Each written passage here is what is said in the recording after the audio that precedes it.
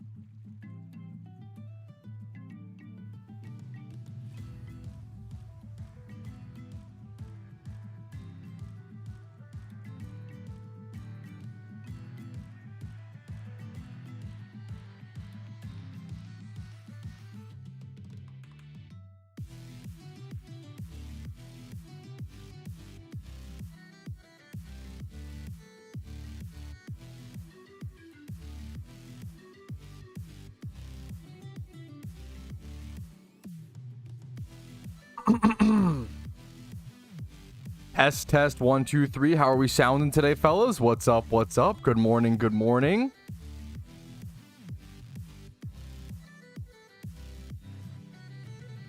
Any scratchiness? Any fuzziness? I am Dingle. Thank you for the prime, dude. Appreciate that, man.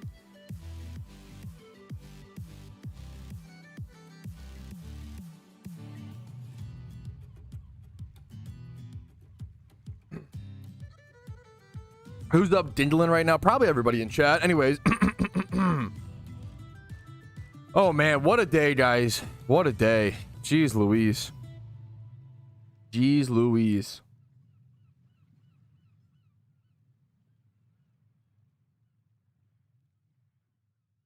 Make sure music is set for this. Let's go ahead and put Phoenix on.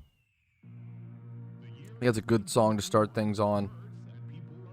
Do I have my my one thing set up? Let me double check. Yeah, I think it's set up enough. I think it's good.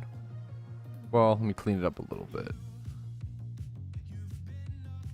I could clean it up a little bit.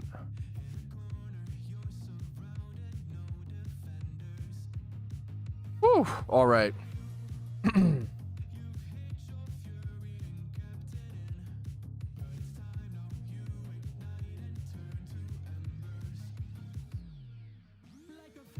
I need to check something really quick for okay, we're just gonna hope this works.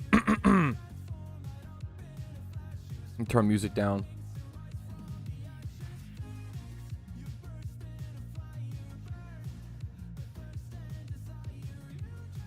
Alrighty, fellas. Good morning, good morning. Yo, what's up? My name's Patrouski. Welcome back to our PokeMMO stream recap. And you know what? Let's just go ahead and address the elephant in the room, okay? Yes, Boner is back on stream. How did you guys know? Boner's back on stream. We're approaching the Halloween season. Not all the decorations are up quite yet, but we're getting started, okay? But in all seriousness, let's just be kind to each other today. Love you all. Happy to have you here. Let's play some PokeMMO, okay? All right, let's jump into this. Is your stream recap, your daily stream recap, your source of tips, tricks, information, daily news happening in PokeMMO. Okay, so we're going to keep the conversation about that today. Let's go ahead and cover the upcoming events. There's a lot of upcoming catch events, including like 2 multiple catch events tomorrow. So let's go ahead and jump into these. First things first, I know some of you guys have seen these catch events multiple times, so apologies if you're kind of sick of them, but for some of them they're new and you got to reintroduce these every single time and every single day. So let's jump into it. 2 p.m. ET, there's a Hound Hour catch event coming up around 2:14 in Sinnoh. You're gonna have 1 hour to catch Hound Hour, Sudowoodo, Mothim, Girafford, and Stunky as fast as you possibly can, and then a +5 Modest Nature, of course. It's all for a shiny Hound Hour prize. Really good shiny to win for free. Shiny Hound Hour, you can evolve it into Houndoom. You can even use it as a special attacking fire type Pokemon within raids upcoming during the Halloween holiday event season, so check that out. Next up, we have the Hoenn starter trio. This is on Route 101 in Hoenn, really importantly, so it's very, very early into the game, very doable by all types of players.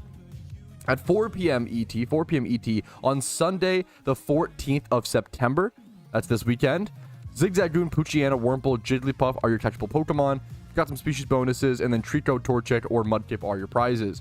Next up, a Seeking and Magikarp themed event on Friday, the 19th of September at 2 p.m. ET.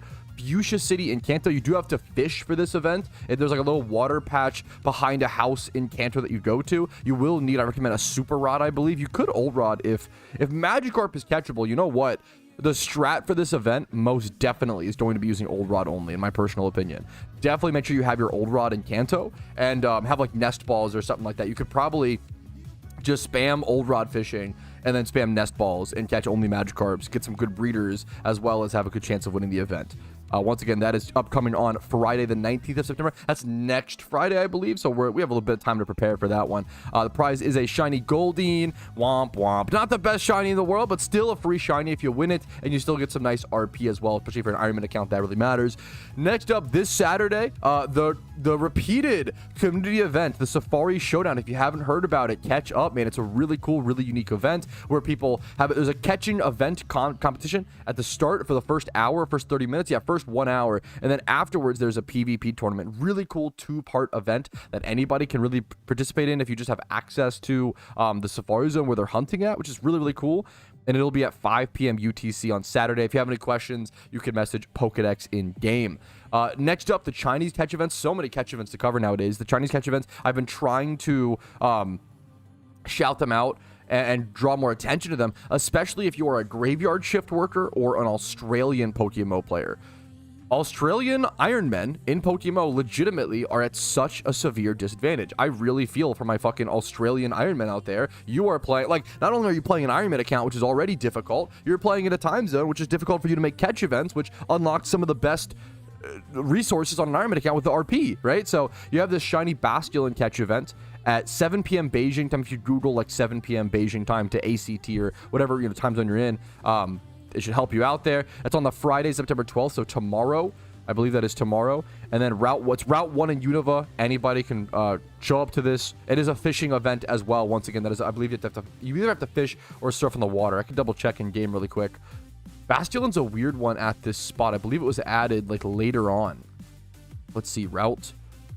It says Route 1 in Unova. It's a water encounter, very common. So you should be able to just run back and forth on the water, which is faster than fishing for it. So that's good to know. Next up, the Lickitung catch event. This is on Saturday, September 13th, this weekend, 2025, at 1600 Beijing time. I believe this is like 6 p.m. ACT, which is Australian Central Time, which is why these events are important to call out. Johto, Safari Zone in the mountainous area, Lickitung, Larvitar, Rattata. All this information can be found over on the forums. I do have a guide coming out, actually, a full-on guide talking about how to translate, how to find these Chinese catch events. Sometimes they don't show up on the forums. It's very, very strange.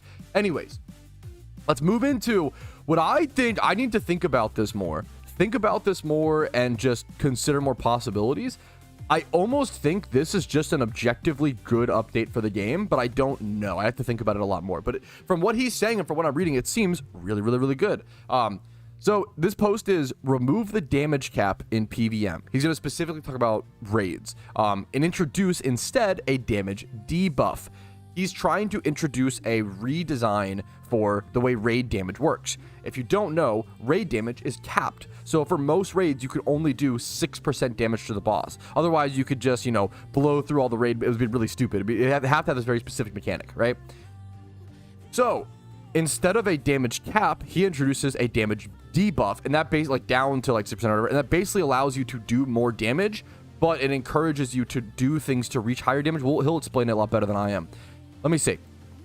First of all, let me preface by saying that it's super fun to have PvM or raid encounters in PokeMMO. I have been an avid RPG/MMORPG fan for years and a big PvE player in those games. Also, can I just say, shout out to him for using the word PvM and PvE and not losing his mind. Dude, I have seen so many comments recently. Some people hate when I say PvM. If you don't know, PvM just stands for player versus monster. PvE is player versus environment. They're basically the same thing to my understanding. Pretty much interchangeable. There might be some small differences, but dude, some people in the comments, I've had people being like, hey man, like, I cringe every time you use PvM. It drives me crazy. Like, stop using it. Like, I've had some people get really mad at me recently for using the word PvM. It's just the term that I use because I grew up playing RuneScape, and RuneScape players use PvM. I think someone said Diablo players also use PvM. I'm not familiar with, you know, all the communities, but some people say PvM, some people say PvE. It's just not a, it's a very small difference, regional difference, one might say. Anyways, if anything, I'd kindly asked to have more of them. Yeah, everybody wants more raids all year round. Yep, this guy wants permanent raids. Super agree. Anyways, but diving deeper into the suggestion itself, the raid encounter design as it is right now is rather boxed in. As much as at the end of the day, all the numbers can be crunched down. The way encounters are designed right now leads to the current raid team setup where more or less every Pokemon needs to do the damage cap and then die. Correct. Right now it is a DPS race. Pretty much all raids are a DPS race, which is not what you want to see. Some have different designs, like I think Suicune and Heatran, obviously, but in general, most of them are DPS raids. My proposal is to lift the damage cap and substitute it with a damage reduction debuff instead. This is different in the sense that it's proportional in linear. It would make more sense to have multi-turn setups for a Pokemon that needs to be protected and do big damage for multiple turns rather than just shoot their shot and die. I will say the other problem with this is that setup moves so for those who don't know, when raids first released, hyper setup and tanky setup specifically was king. It was like really, really good. People used stored power Reuniclus with both Calm Mind and Iron Defense. People used Metagrosses with Iron Defense and Hone Claws, right? So setup used to be king, but once people learned more about raids, number one, it's faster to just DPS through everything. The like old setup strats used to take a lot longer, and if you got like a bad crit, it was all ruined. So there's that to factor in, as well as they just introduced a new mechanic with raids where after every like 2 to 3 turns, they wipe all setups. So you can't really like set up anymore, if that makes sense. You can't really set up anymore in raids because the raid has a specific custom mechanic that wipes all stat bonuses. Anyways, on its own, it may not be enough. There are clearly other encounter designs to change to put into place, but this direction would open the door to PvM acting like more like raid battles in other MMORPGs, where the party has to come together as a unit with a strategy to maximize the party damage output. Whereas currently, it's much better. It's much more of a everyone do X% of damage and die, with the exception of Weather Setters, Tailwind. I do think it's important to like he says exception of, but we shouldn't say, oh, raids are just DPS battles. That's not really true. Like, they're DPS battles because every raid we set up with Tailwind, with Weather. You know, we double our damage. We double our speed. Like, we do all of these things to make it possible to where we can DPS, as well as things like there are certain raids where you have to use like gravity to keep the Pokemon grounded, or certain raids where you have to use like Sweet Scent to decrease the evasion. Like, it's more than just DPS battles. I think that's important to say, even though I've been saying that a little bit. But I think right now, I would like to see a raid where tankiness is like more diversity. I would like to see a little more diversity in raid metagames. Let's continue what he says. The Pokemon games have mechanics that allows for roles like tank, healer, and support to be established. Yep, you have those things in game. Correct. There's moves to draw the boss's attention. I like that he brought this up. There's moves to heal and protect allies, etc. This would be ultimately open up the possibility for, say, a Volcarona with Rage Powder. Rage Powder's never been meta in raids, from what I remember. Chansey with Aromatherapy, Captivate, Heal Pulse. Yeah, I would love. How is Heal Pulse not good in raids? Right? It's not. I haven't. Maybe back in the tanky raids, I think it was used, but in modern raids, Heal Pulse is not meta, which is crazy because I feel like it should. It's one of those moves that should be really good in raids. You know. a team-based activity. While other party members put up Reflecting Light Screen, Tailwind, Fake Tears, and bring monsters out of Belly Drum, Calm Mind, etc. I like the idea of like encouraging Belly Drum in raids. High risk, high reward type shit. Type beat. Obviously the same way as Heatran shakes off. Yeah, so Heatran has like similar kind of some of these mechanics. The same way Heatran shakes off special defense reduction after a certain point or reverses vulnerability. Boss stages can be designed to shake things up and not allow for the described setup to be permanent, allow people to win the raid with a team of 2 to 3 Pokemon. This type of design would shake up raids formation, and the impact would reverberate in the economy, as well as new strategies would require new monsters. My favorite part of raids is that they revitalize economies of different Pokemon. One of my favorite moments was when Primeape became meta for the Darkrai raid and the Primeape market exploded. Like, that was so cool when people realized that the first time people realized plus Ampharos was really good. The Ampharos market kind of exploded. Like, it's really, really, really, really, really, really cool to see when a niche Pokemon that hasn't been good since like 2015 or 2013 or never really been good, like Primeape, all of a sudden is like the meta mon for a raid. It's the coolest feeling. Pokemon has all these different monsters, right? All like 1,000, well in PokeMMO, you know, 600, right? And it sucks sometimes because sometimes you only use a small portion of them, and it's nice to see that variety. That's everyone has a favorite mon. It's my dream. One day Shuckle will be meta in a raid, you know. One day Stunfisk will be meta in a raid. That's my goal. Rampardos is already used to some extent, one of my favorites, right? All right. It would also probably mean a stop to the 31 attack, 31 speed, adamant, or 31. Yep, the double 31, and then this would make it so you would need higher. So this guy wants to basically make raids harder in a lot of ways, and I think I agree with him for certain types of raids. Not every raid needs to be this hard. Obvious, like I think 3-star and 4-star raids probably should remain DPS fights for. Maybe even make some of those like favored to be a tank setup, in my opinion. But I think it's fine to have the lower tier raids. There's different star for different tiers of raids. Be a bit easier, not be this complicated. I get that. And I think they're trying to. I think with things like the Suicune Alpha Suicune raid, the Heatran raid, they're trying to learn some of these mechanics. And I think the PokeMMO devs have done a pretty damn good job, in my opinion, of testing a lot of this stuff. I think people also forget that a lot of what PokeMMO. Sorry, I'm not trying to like, what's it called? Discredit this guy. This guy's post is amazing. I almost agree with everything he's saying, right? With a few qualifications.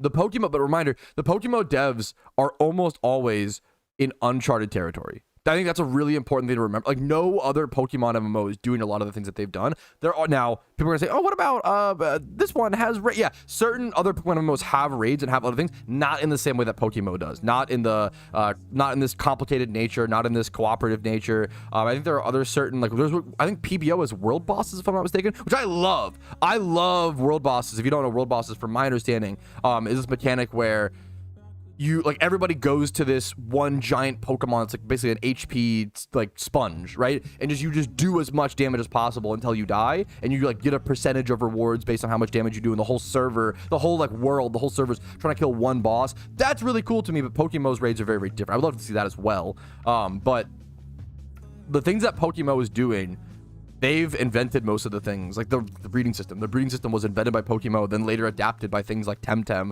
you know, because it was such a good system, right? So there's a lot of things to factor in here. I think this post sums up a lot of ways we can improve raids, and I love the idea of it. Really, really good write-up by Raekwon. Really good write-up, dude. Next up, I'm going to be linking this. I might even do a full video on this. I'm just going to cover this very, very briefly. I'm going to be linking this. If it's not linked in the description, yell at me in the comments. Yell at me politely. It's a stressful day for a lot of people. But this is a sick post, dude. This is a post covering different OU teams for beginners to get into, and it's so good. It has the full Poke Paste if you want to click those. If you are trying to get into PokeMMO PvP, which is really, really hard to do, right? Because everybody's so talented. Everybody tries really hard in PokeMMO PvP. You have to commit so many resources to building a team. These are really, really, really, really, really, really good teams to build if you want to get into PokeMMO. We have a bunch of different hyper offense options. We have a bunch of different offense options. We have bulky offense. We have I would recommend, I think balance is like the best way to play Pokemon personally. I think it's like I think it's the most like skill based, and like there's a lot. Balance is beautiful. Check out some balance teams down here. There are not any stall teams at all. Don't check those out, please, if you're a new player, especially. Anyways, there's a lot of amazing teams in this forum post, and it's just free resources. Like, this is just free information that this guy was kind enough to... Dude, I can't imagine how much time it took to make a poke paste for all of these teams. This must have taken so much time. And there is so much beautiful, like, gold mine of information here for new players trying to get into PvP. Check out these teams, find one you like, and either build that team almost entirely or, like, switch out one mod if you want to, like, you know, insert your own style. I get one, you know, it's not ideal, but I always say some people like myself, I need to insert some sort of Patrouski flair in my team or I won't even have fun. Like, when I win the game, I'll be like, I don't care, you know? So do what you need to do.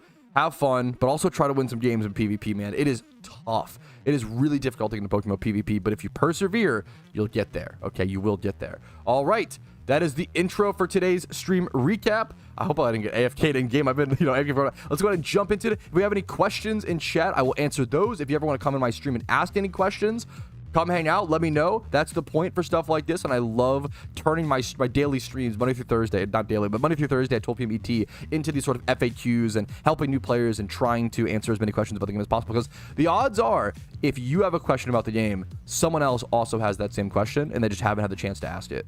So, thanks for watching. Like the video if you enjoy it. Subscribe, of course. Follow me on Twitch, all that jazz. Check out Factor, link down below. Let's go ahead and jump into the actual gameplay. Alpha and Sinnoh. Yeah, I'm actually heading out of the gym rerun to go to that. Hopefully we don't F there. No, nobody in chat said F, so that probably means no F, which is kind of goated. Woo! All right, long intro. Man, what a day, fellas. If you watched the Is Patrouski live chat, you probably know, I wasn't gonna go live today, but I was like, you know what? Let's just rather just be somber with you guys than just looping by myself. You know, that's where I was at. So I don't know how you guys are feeling today. Much love to you all. Yeah, much love to you all. Let's head over to Borderlands 4. Ooh, enjoy, dude. I loved I played Borderlands 1 a shit ton growing up. Loved it so much. We will be watching that today, yeah. So yeah, I have seen it. It's fucking crazy. Donor status is worth it, in my opinion, if you care about shiny hunting.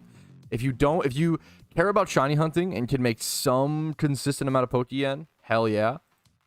If not, I wouldn't worry about it. This is the place where you have to have complete Pokedex, right? Or at least like seen Pokedex for Sinnoh. Thankfully, I have that now. I've never been able to access this before. Let me throw this in here really quick.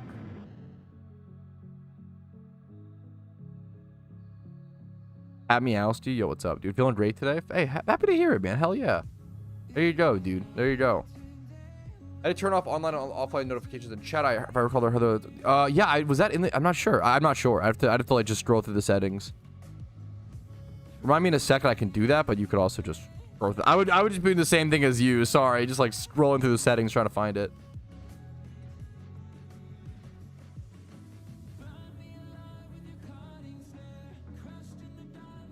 If only Pokedex worth a buy, you have to catch Pokemon to get like caught OT, which is what you need for most of the Pokedex rewards. You need to catch them in the wild. You can't just buy Pokemon to fill up your caught OT. You can buy them to fill up your owned, but you get most of the rewards in the game for caught OT.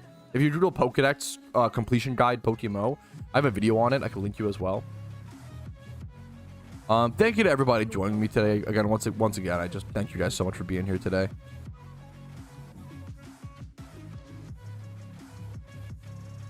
There you go. Thank you, Kuma. Sorry if I butchered your name. Thank you so much, man. That heads up the other fella. Grab this. If I need anything else, grab my other Garchomp, I guess. Could be like Rock Climb or something like that. Grab. I need my Spinda. That's what I need. Has Slowbro been meta in any raid? I don't, off the top of my head, I don't believe so, but I could be wrong. I wouldn't take that as 1000% fact. I mean, donor status for OT and trainer reruns. Donor status for OT. I don't know if I understand what that means. Could you explain that? And then trainer reruns. I don't think the like Pokeyen bonus you get from. I could be wrong. I don't think the I don't think the Pokeyen bonus you get from donor status is worth it. If like 5% from trainers and Jimmy runs, I don't think that will pay back the donor status itself. I feel like donor status is worth it if you care about shinies. If not, I probably wouldn't worry about it. If you care about shinies and make Pokeyen, you know. That's the beauty of donor status, is that like not everybody needs it. Wait, is my alert box, did I not hear that or did I just miss it? Mind Slump, thank you for the prime, dude. And here, I'm so sorry. I missed a few Twitch primes. I am Dingle. Thank you so much, dude. Much love to you. And then Mind Slump, man. Oh, do I go talk to the professor? Oh shit, no, I got it. Candace, dick fit in your mouth, is letting me in. Thank you so much, Candace. Okay. Trick Room Slumber, was Trick Room Slumber meta for a raid? If so, which raid?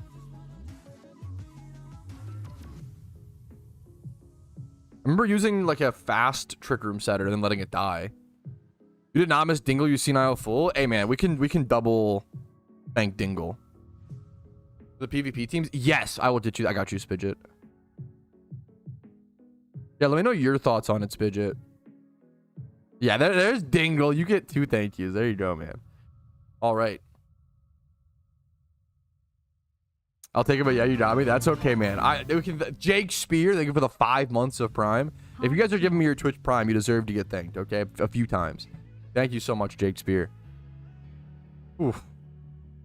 Alrighty, fellas, we are on the Iron Man account today, starting the week. How are we doing today? We got Candace over here, don't say it, chat, letting us in this little Snow Point Temple. I've never been here, so this is actually a really big deal. I can go to this alpha spawn, right? You have to have the entire scene decks, I believe, in Sinnoh to be able to access this little alpha location. And because I have that, I can go catch this alpha Gallade, which is a fantastic male humanoid, I believe, egg group breeder, which you don't get a whole lot of. So it's a fantastic egg group, fantastic breeder.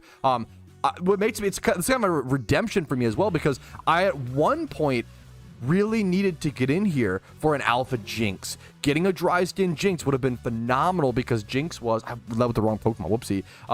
Jinx was actually the meta Pokemon for the alpha Suicune raid last year during Christmas. So I wish I could have gotten in here sooner, but you know what, better late than never. At least we're here, fellas. At least we're here, man.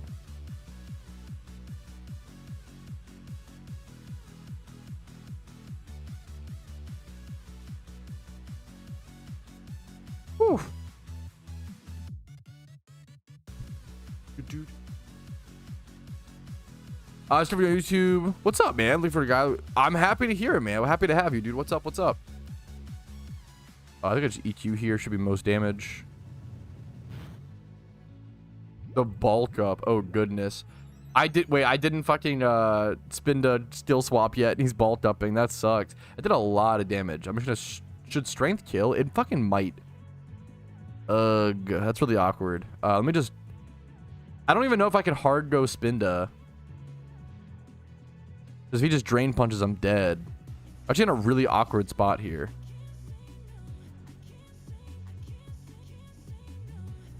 Huh. How I want to waste a turn. I don't want to like throw a ball, because it could raise its stats. I don't have it skill swapped. That's usually what I would do here. This is actually really awkward. I could, I need to use some random item that I don't need. I guess I could just Pokeball, lower its stats after, but that feels like shit. I need it to kill me, ideally. But I guess we just do this. Are you asking what's the alpha or what is an alpha? Hey, that's cool. Hey, honestly, hell yeah, Her. You happy to hear it, man. I'm sure there is, yeah, a lot of stuff going on today, yeah. Remember, public team, all the teams I recorded on my Discord, so I've had resources for new players. Hell yeah. Happy for more public team. Yeah. Gotcha. If no rates of 3%, there you go. Okay, I appreciate that, Kermit. There you go. That's cool. Did it double bolt? That's literally like worst case scenario. Fuck me. I really want to switch to my Spinda, but if it dies, it's really bad. Let's just, I think we just double swap between our Garchomps. I need to be able to bring out my Spinda. Like, not leading with my Spinda here, like, really fucked this fight, which sucks. It was a dumb little mistake. Master Ball is the mid. True, I should have Master Ball. Giga Brain. True. Hey, dude, dude, my take on that, Ty, is that if I only know English and you've learned another language to communicate with me, I have no right to complain. You're perfect, dude. You're like, I was just wondering, you know, yeah, what's an alpha Pokemon? I got you. Let me, alpha Pokemon explained PokeMMO. You're perfect, man. I have 2 different videos, a few different guides that explain it. I have I have a video called Alpha Swarms Explained, which explain the mechanic itself. And then I have a video called Alpha Pokemon Explained, which goes over the mechanics of the alpha Pokemon. If that makes sense. We still swapped this, correct? Okay. Now I can spam Pokeballs and lower its stats a little bit. Okay. Dude, nice catch, Rupp. Hell yeah, dude. Don't know how to catch alphas. I believe I do. How to catch alpha Pokemon PokeMMO. I believe I do. Yes, I do. There you go.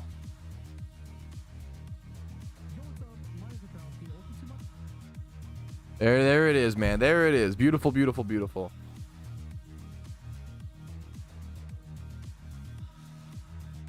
Okay. Bottom still. Now we can go chip it down again. We can EQ here as well. We know it won't do. Yeah, that did 28. Did I crit last time, or was it just a massive? Is it +2 defense now? Thing's tanky now. I need to lower this thing's stats still, but I don't have a great way to do this. I guess I could spore sub. Yeah. When I have to like make the decisions. I mean, that's fucking awesome. There's a lot. So fuck, that is funny. 8 outspeeds. Oh, I'm bad. Oh, this alpha Gallade's fucking me. That's okay. It's really close to a PC, so if I lose to this fight, it's not a big deal. Wow, that's pretty crazy though. I'm not gonna lie. That's pretty wild. Dude, I'm honored to hear that. Honored to hear that, Drix. I kind of want a waterfall here for Chip. This thing is just doing so much damage. Let me timer ball spam, I guess, a little bit. This fight just might be Jover. Might need to go for attempt number 2. Yo, what's up, Shadow? How you doing, man?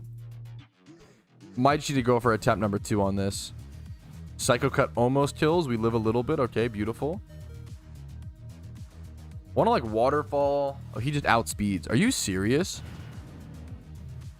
The speed thing is like the problem. I'm dead for sure. Someone tried. We had Twitch Plays PokeMMO in the past. Also, the problem is Twitch Plays Pokemon requires a whole nother like computer to set up. There's a lot of, you know, it's really cool in theory. It's just one of those things that just takes a lot of time and effort that I don't really have access to. Ralton Houndour. Good luck to you, man. Hell yeah. The nighttime shunts. Good luck to you. Good luck to you. I might be cooked. Yeah. Honestly, had a good day to do that for. I get that, dude. Not to give you that kind of advice. You should go to school, you know. I think the main way you fail school is by just not showing up. You know, trust me. Okay. We died to the first Gallade, which makes sense. That's a tough fight, dude. I'll link to you. Hell yeah, man. Raid mons. God, that's cool, dude. I'm a little busy right now to worry about that, but if you like Discord DM me, I can check it out later. Do demo twice now. I thought it despawned already. It should be, yeah, it should be like right at the start, yeah. Yeah, I shouldn't be a yeah, no, exactly. Okay, now this fight should be a lot easier. There we go. On a separate character, yeah. Well, once again, the problem is it's a lot to I think a lot of people don't realize, like, to set up a Twitch Plays Pokemon, the people who do that are fucking heroes, right? Because to set up a Twitch Plays anything, number one, you have to install the bot. Number one, it's to tell the devs, hey, I'm doing Twitch Plays Pokemon, please don't ban me. They actually do have a rules clause to allow for the stipulation of Twitch Plays Pokemon. Here, let me actually do a clip on this.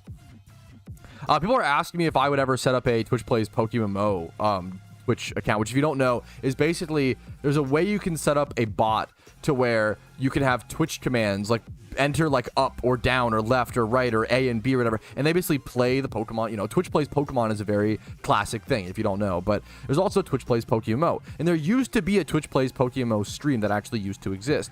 The problem is I will never set one up because it just takes so much time and resources that I don't have access to. I'm sorry. But for those who ever, you know, it's the heroes that really set that stuff up because it takes a lot, man. Number one, you usually have to have a whole different computer, a whole different device to run that at all times. Number two, you need to like download the bot, install the bot, and then also reach out to the devs and say, hey, I'm doing Twitch Plays PokeMMO. For those who don't know, there actually is a rules stipulation in the FAQ of PokeMMO to where if you are using a bot for something specific like Twitch Plays PokeMMO, that's actually allowed. I think it's I believe that is the only way you can use a bot in PokeMMO and not get banned. You can actually do that. They will not ban you for using a bot for Twitch Plays PokeMMO, which I think is a very interesting, very based, very specific stipulation. As well as, yeah, you have to have a whole different computer to run it. You have to have, you know, that computer on at all times, running 24/7. You have to have your streaming 24/7, so you're throttling your, you know, you're putting straight on your internet. Like it's so much. You're running the electricity to run that device permanently. You're running the it's a lot to run something like that, right? It's a lot to run something like that permanently or long term. Twitch Plays PokeMMO is just a way like you can control an account via the Twitch chat. It's like a whole, like, you set up an account for it, you set up a PokeMMO account, a Twitch account, etc., and you can, yeah. It's really, really cool. There used to be one. Whoever did that was amazing, but it is a lot to set up. I think that's everything I want to say about it. I think it's really good. There's like a specific rule stipulation for it is really cool to me, but yeah, it's a lot of work. I'm not doing that anytime soon. If anybody wants to do it, hell yeah, more power to you. Please do. Yeah, Twitch Plays Pokemon is a classic. The Twitch Plays Pokemon is a classic thing. A lot of people used to play Twitch Plays Pokemon back on Twitch in like it used to be like one of the most popular streams on Twitch was Twitch Plays Pokemon.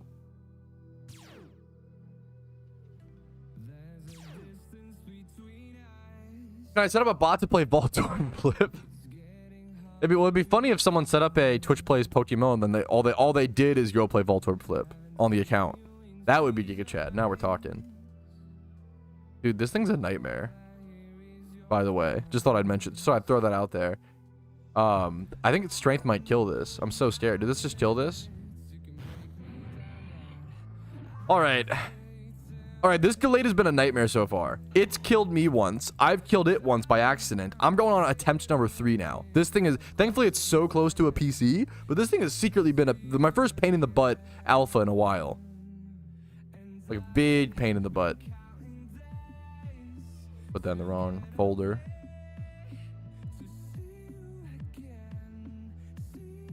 Oof. Let me just fly back to the PC. What am I doing? Anyways. Yes, dude. Fuck. That's how you know you're in a long ass alpha battle, when you realize that alphas can go indignant more than once in a battle. I'll never forget when that happened, and I was like, what the fuck? Fuck. I was so mad. Holy shit. Yeah, draining moves, any heal. Yep, for sure. Roost is always a tough one to deal with. At least the PP is like short-ish on Roost or whatever. All right, attempt number 3, boys. Here we go. Might go with this Garchomp this time, because the other one did... I don't think that Garchomp's EQ would kill, but it would do a lot of damage, if that makes sense. Still swap, okay. I had this Gallade go indignant twice. Fuck, man. For 3 turns. It's after, yeah, it has to sleep for so many turns. Yeah. Dream Balls used to be like broken, but they got, yeah.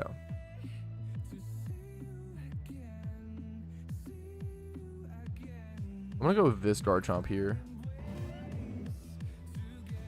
I did that last time, Oso. Not to counter nerd emoji. I did that last time, Oso, and it just didn't, yeah, help much at all. Well, the problem is I killed it. The problem is that I lowered its stats. Oh, to me, it was skill gap. You know, then I lowered its stats too much and killed it. So he's backseat. No, it's fine. If you can backseat. my average viewer is like, it's really, it requires a lot. You have to backseat while I'm mad, number one, to be really break the rule. And then also you have to do a lot of things to like really backseat incorrectly. You have to backseat while I'm upset, which is not smart. And then also you have to I might just hard switch to like this here. And then also you have to backseat while I'm upset, number one. Backseat like poorly or incorrectly. And there's a third thing. There's like so many stipulations for it to like be a bet. Also, like, the problem is there are certain types of chatters who like all they do is backseat. Like that's what I'm like. If you're like Oso and you type like a million, like, hey man, how are you doing today? What's up, guys? Poggies, I love this movie. I'm a Giga Chad business bro. Poggies, like, you can, if you type all that and then you're like, hey man, have you, like, that's fine. But there are some chatters who only watch to backseat, who only watch to try to correct me and try to feel smart or look smart or whatever it is. And that, I don't like those kind of viewers for the most part. I appreciate, like, there's a good thought behind it, but it just ends up being, you know, you can't, yeah. It's just not great. Use a love ball, Giga Chad. What's up, Joshua? How you doing?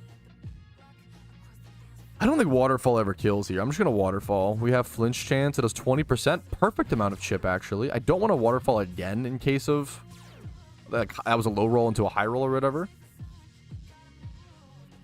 I want this thing to die now. I'm just gonna go like I can just. It's turn 5. I think I just Pokeball for a stat lower here.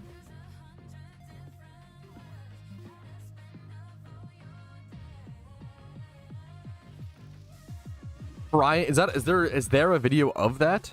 Shope had a video of Britopian frying frozen beans. Surely that's not a real thing, right? Surely that didn't happen. That's a lie. That's like slander to make me have irrational frustrations with the Britopians. How you doing, man? I'm doing okay, man. I'm doing okay. What's up, Starcry? I'm hanging in there, you know. It's crazy time to be alive. Crazy time to be alive. Just trying to play PokeMMO, have fun. Do what you can do. But it's rough, man. I'm not gonna, you know, I'm not gonna lie, you know. We don't freeze beans. I'm glad you don't. That's, I have to ask Clarko.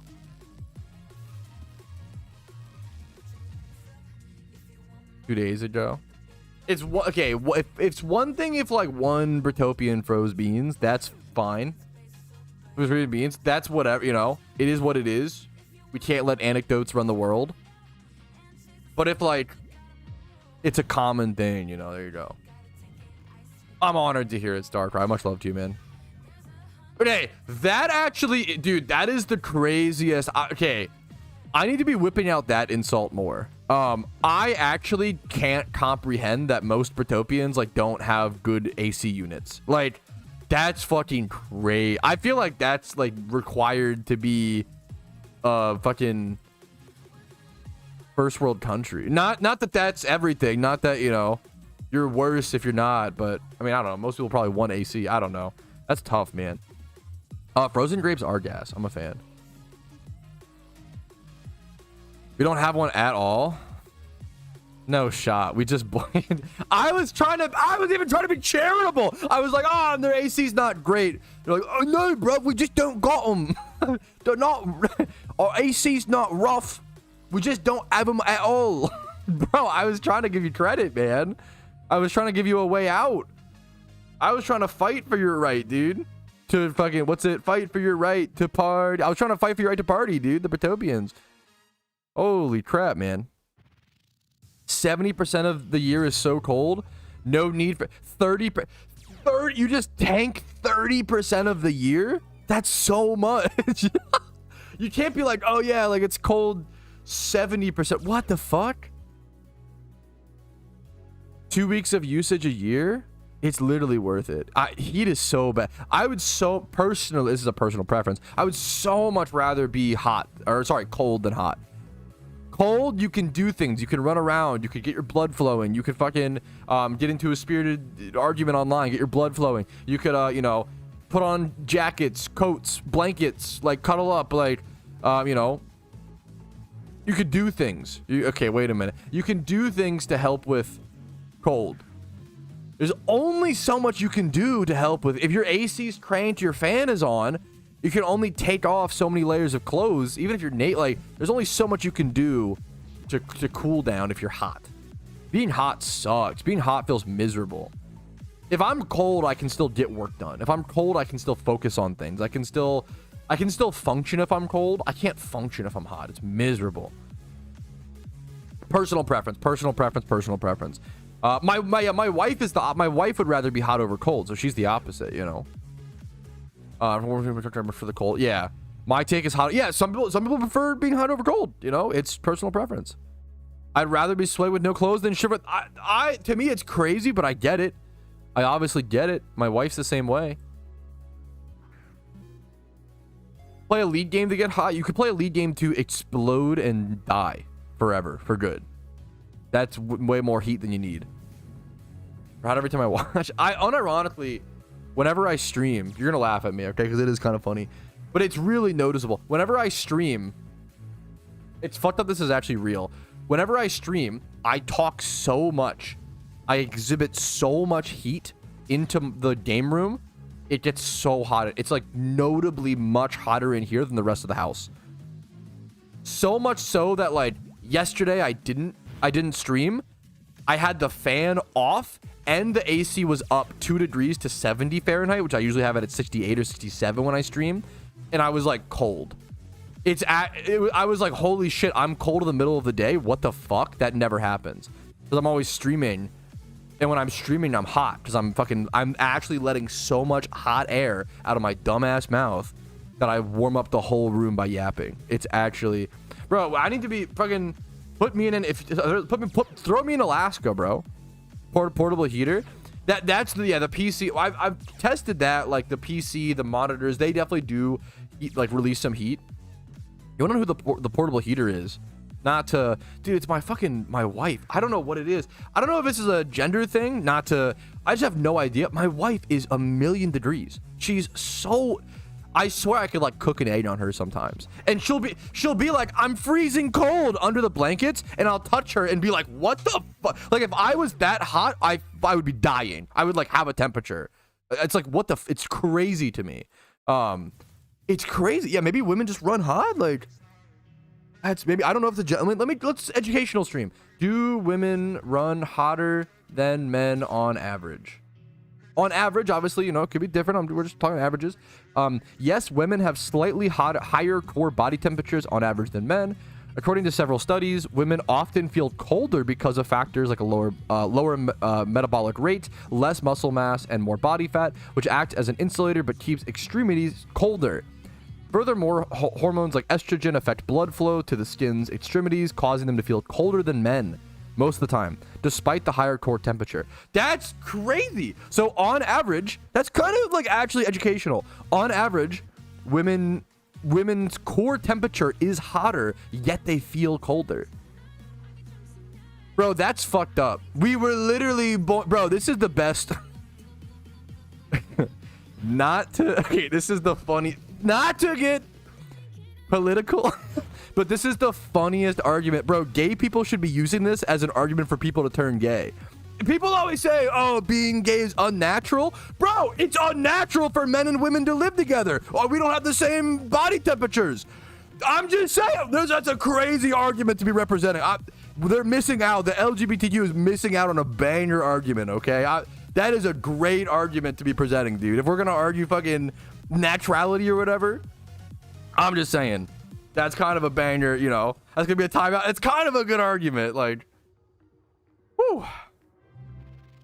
Have you felt the temperature of water girls shower at? Yeah, it's not hot enough. That is one thing girls have correct. If anything, I like the water hotter than my wife. That is one thing that guys are taking the L on. You got to crank that. Dude, I want a shower to be as hot as possible without... If I'm partially scalded, it's worth it. I can't stand scalding hot water. I love it. I love the hot... I want the fucking whole bathroom to be steamed up. Your mother in there, barely can see her through the fog. It's so good, dude. My shoulder... Yeah, dude. Yeah, burn chance included. Cold water, there's no shot. Now our cold shower is pretty cool to break acclimation and like pretty dope and yada yada whatever, right? Unless you're like cringe about it. Sure. Cold showers are not better than hot showers. You're copium. That's like asking someone like, hey, what's your favorite drink? And they go, my favorite drink? Water. I love what. Okay, what's your favorite real drink, bro? Okay, stop fucking. Okay, sure. Okay, fucking tip the fedora to you. What's your favorite real drink? Okay, come on, grow up. Like, is water good? And do I love water? And do you need water to live? Sure. Like, even if water, I'm sorry, even if water is your favorite drink, just fucking lie. Just like, because you know that when someone asks you that question, they want like an interesting. You know what? You could say, oh, you know, my favorite drink's probably water, but to answer your question in the way that I know that you're asking, and I'm not going to be obtuse about it. Oh, I love White Monster. You know, like, I think that's to not virtue signal and to not appear more than thou. You know what? I actually love a Coke Zero, right? Like, just say, you could say both. Just be like, yeah, water and a Guinness. You know, like, that's base. That's a good answer.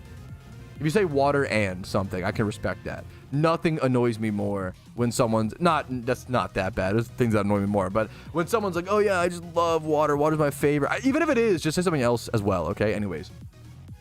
All right. That took like 26 turns and 3 attempts.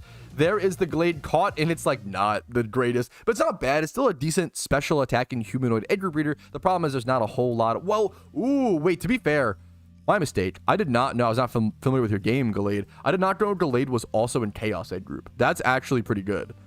That's actually a sick, nasty breeder then. We love, yeah, it's a great Chaos. We love a Chaos Egg Group breeder that's 31 attacking speed. That's so good, dude. Hell yeah. All right. Off to the gym rerun. Fine. I've been doing to my gym rerun today. We're going to finally head over to that.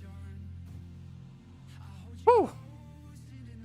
Dude, who even invented water? Doesn't even taste like any? Probably some idiot, bro. That's a great question. Pick the Curlias? Nah, I don't care. Sorry. I'm sorry. Could be a good Gardevoir. Kind of true, kind of spitting facts.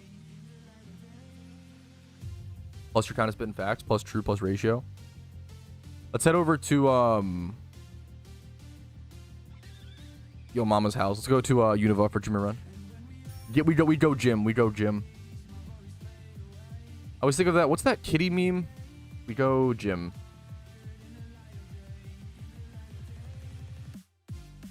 Go gym kitty meme. This is what I think of every time I do my gym rerun. I think of this here. Every time if I ever say we go gym, this is what's in my head, just so you know. We go gym. I say this to my wife all the time. We go gym. Yo, what's up, Woot? Happy to have you, man. Welcome to the game, dude. Honored to have you. Welcome.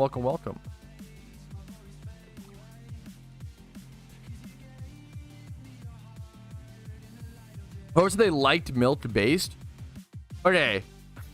I'm a little embarrassed for this one, okay? Because I've been flaming a lot of people for. I literally had an arc recently where I was like, raise your hand in chat if you have milk in your fridge and you don't have kids and don't drink coffee. Because I was like, there's no reason you should have milk in your fridge. And you know what? I might have been wrong about that one. Okay. Hear me out, okay? I feel like I've been attacked. I've been under attack by milk propaganda twice in my life, and it won both times, okay? Let me explain. Growing up, they had the Got Milk campaigns, okay? Right? It was like, oh, drink milk, it's so healthy for you, blah, blah, blah, right? I was like, oh yeah, that must be true, Pokemon. And then later on, recently, a lot of people were like, no, milk's actually not healthy for you. It's, you know, everybody's allergic to it, blah, blah, blah, blah, blah, blah, blah, blah, blah, right? They're like, I was like, okay, maybe milk's not that good for you. No, milk actually seems to be like pretty fucking, as long as you're not allergic, it's probably pretty fucking good for you. It's literally just like water with protein and like some fats. But if you're like, milk seems like actually kind of good. Maybe I'm cope. Milk kind of seems like protein water. Why would, yeah, of course. And it has just nutrients. Like, milk literally seems better than fucking water. Unless you're like actually like lactose intolerant, but like, what's the meme like everybody, dude, I don't feel that way at all. I do not feel lactose intolerant. I've never had milk and been like, wow, that hurt my tummy. Never fucking once, bro. There's a propaganda. Okay, that's crazy. That's an insane. Anyways, okay, insane sentence. Okay, let's continue on. We're gonna do our gym run. Am I wrong? No comment. I'm not not that I'm anti Sydney Sweeney. She's not my it girl, okay? I can say the most tippy thing. My wife is my it girl. True. I get fucking points, bro. Points. Anyways, I'm virtue signaling. Anyways. Okay. Holy nerd. That is holy nerd. Sydney Sweeney Milky Paper Girl Heart. Okay. Who's the better fucking anyways? I know, dude, it's crazy, man. Good luck to you, BBN. It was tough, dude.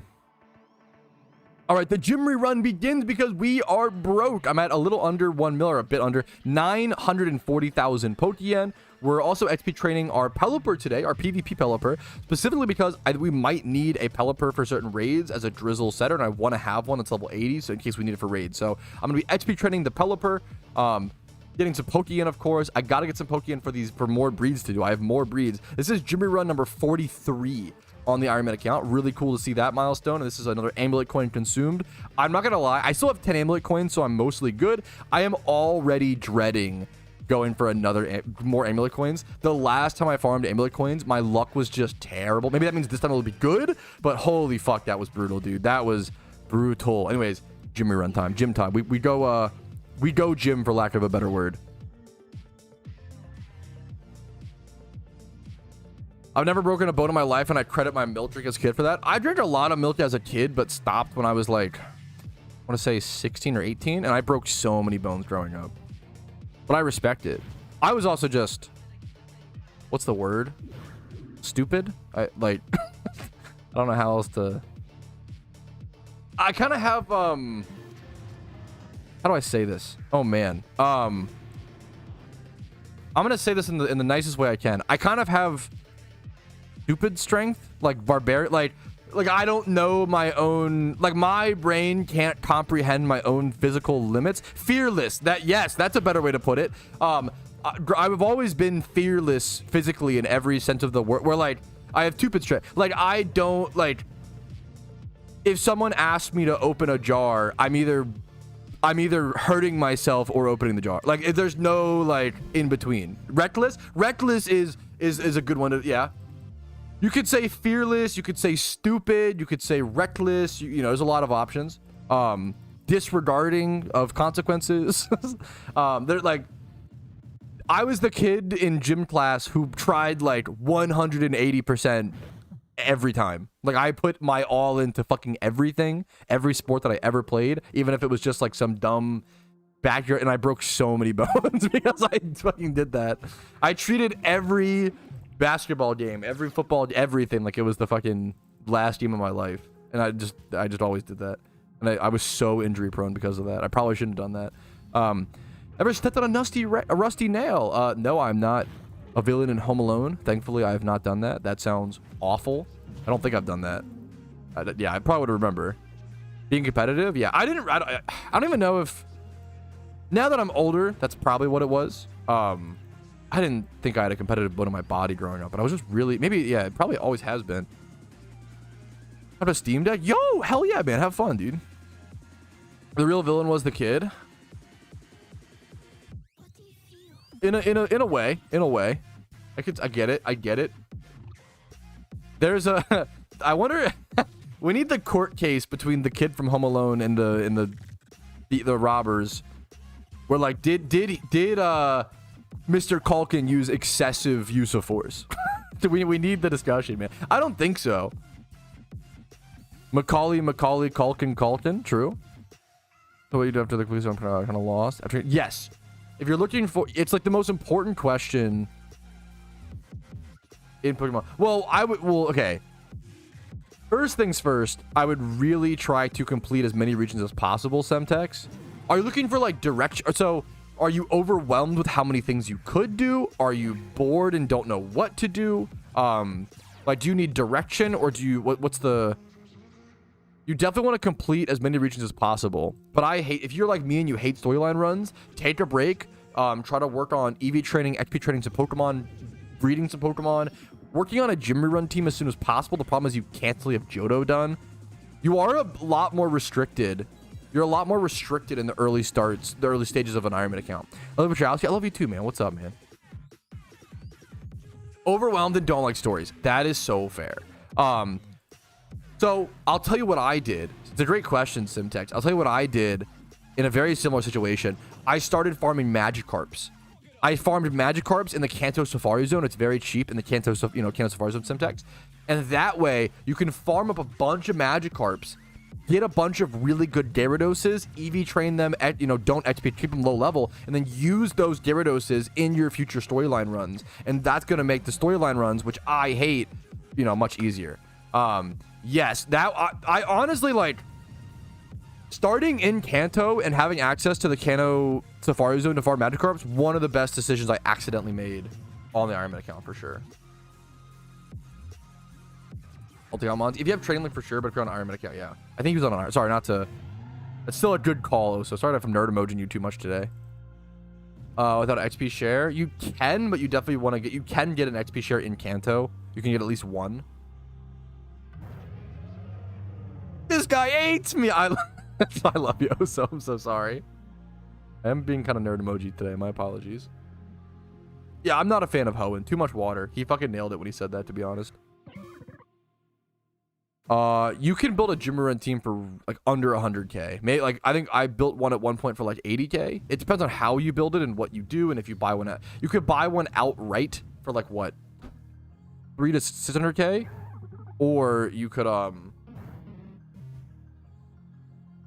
Explosion. If you I have plenty of guides here building a gym rerun team PokeMMO. I have videos building one for as cheap as possible.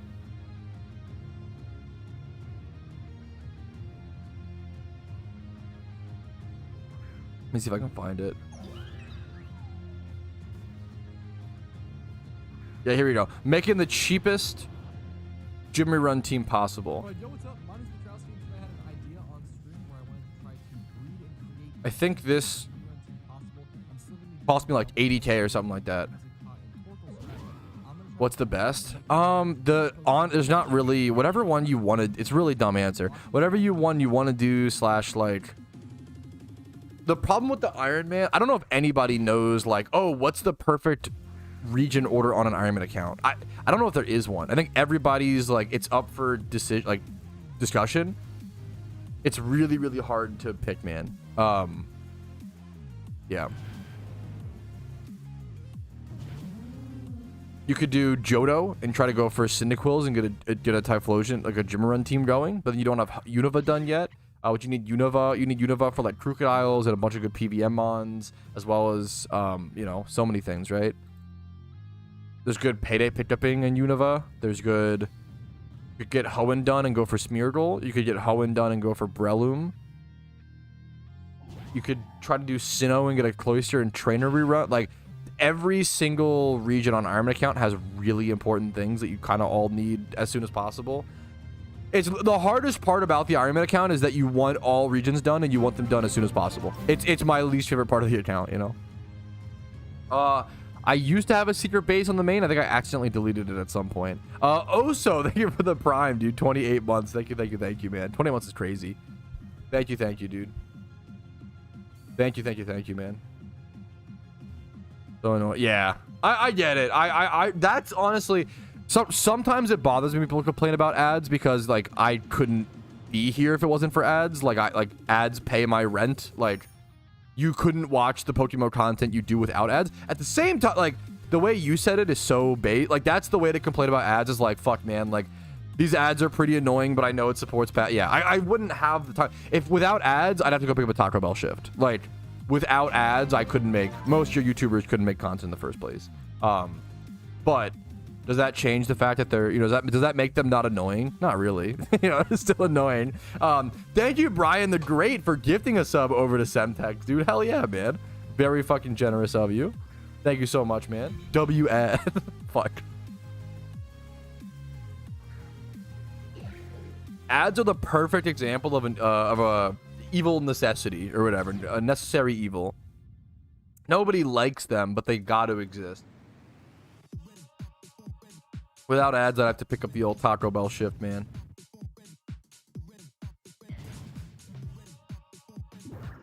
I want to react to it on stream. I'm really fucking excited. The ads are my reprieve from this yapping streamer. Yo, fucking based. So it's even crazier than. Well, maybe I should react to it now since we're sitting here watching my Jimmy run.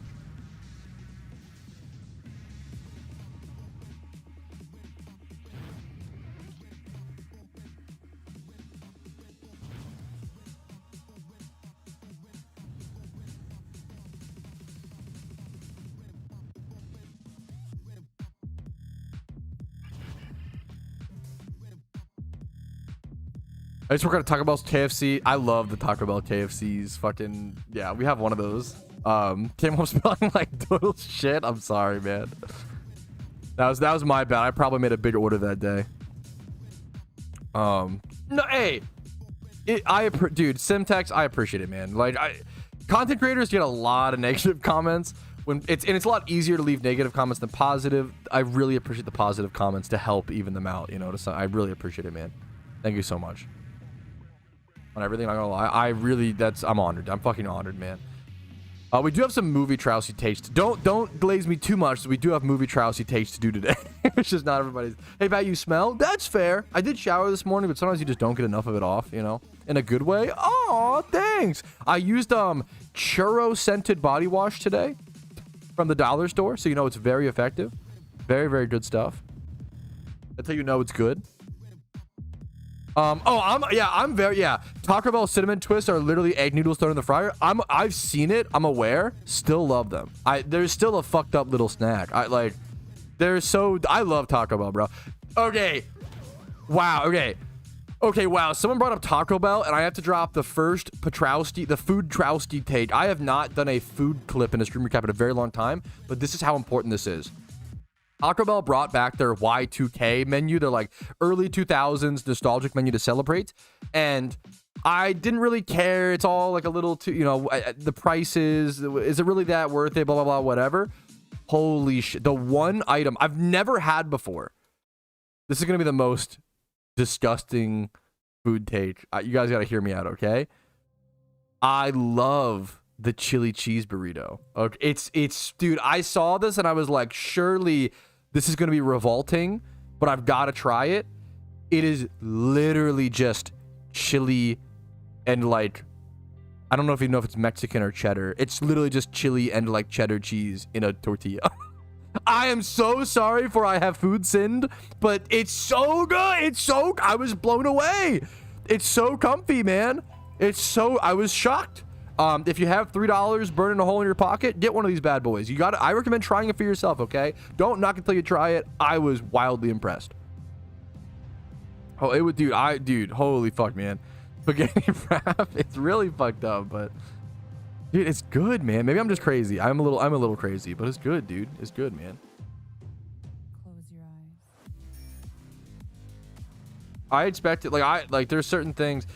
For some reason, the simple things at Taco Bell end up being some of the best things. Am I like the Fiesta potatoes or the fucking spicy potato soft taco? Like, that shit's just potatoes, a sauce, and cheese, and it's so good.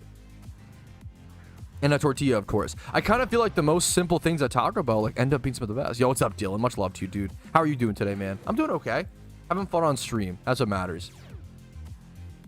That's a fun movement. Ooh, I think I've heard about that. I would love to pick that up. I love free games like that.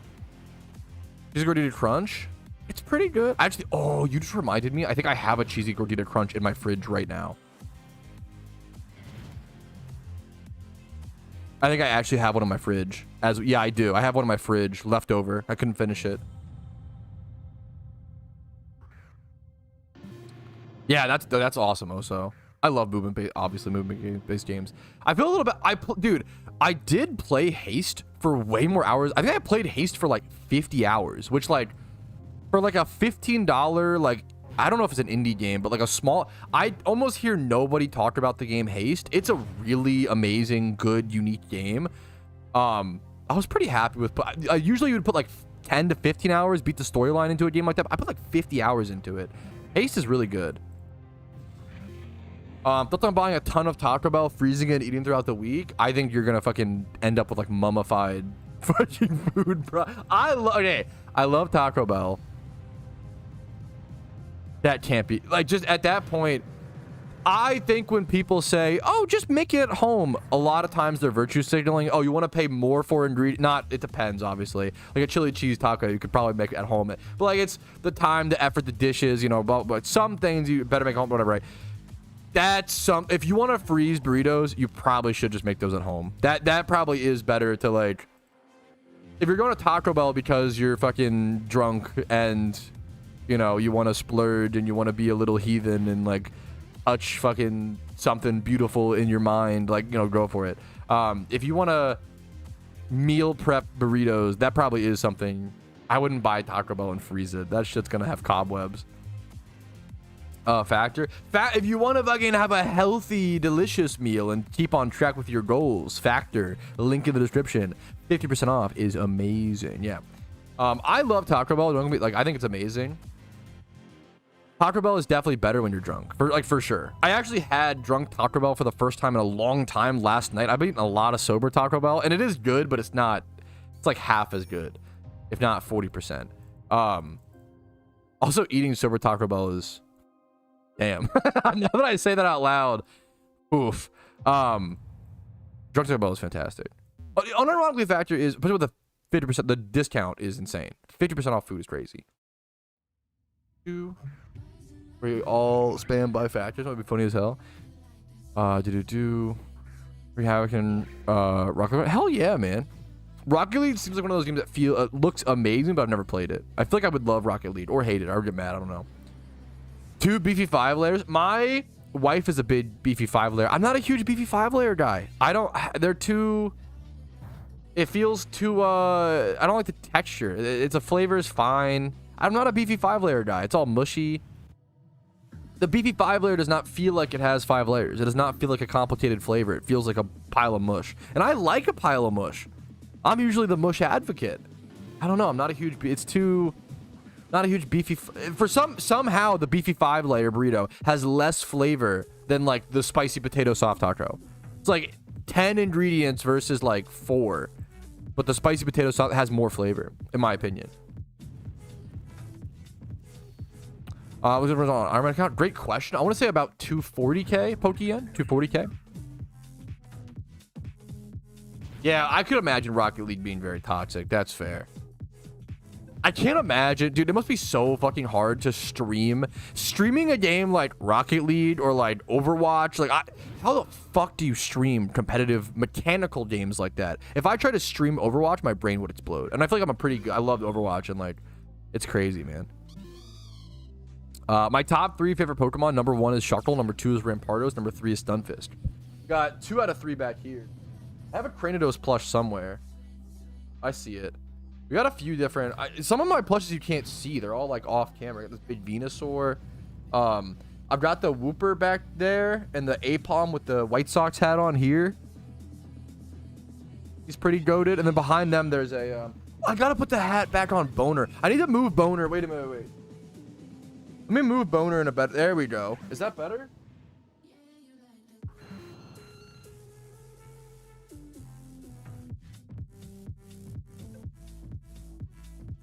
Yeah, that's like way better. That's way... Why wasn't I doing that? That's way better. Has got a boner? No. Well, I do, but no. So, for those who don't know, last year we had a... Yeah. Also, I just realized I introduced this stream by saying Boner's back, and I didn't explain why. For those who don't know, that was not my choice, okay? For those who don't know, last year, during a Factor sponsorship, I had a promotion where if we raised enough Factor subs, my Twitch chat could choose... For those who need the lore, my Twitch chat could choose the name of the inflatable $5 skeleton that I bought at Five Below. Boner was the winning name. Nothing I could do about it, okay? Also, we have a Christmas penguin that will come back as well when Christmas rolls around. He is named Patrouski for some reason. So there'll be 2 Patrouskis on stream during Christmas. The Boner what a child? Yeah, I'm pretty sure it was us. It was, well, what's funnier is like Oso was like, name him Boner, and everybody was like, yes, that's the smartest name ever. Yes, Giga Chad. Or Queen of the, yeah, there you go. Okay, Brit making fun of hello? Most based Britopian?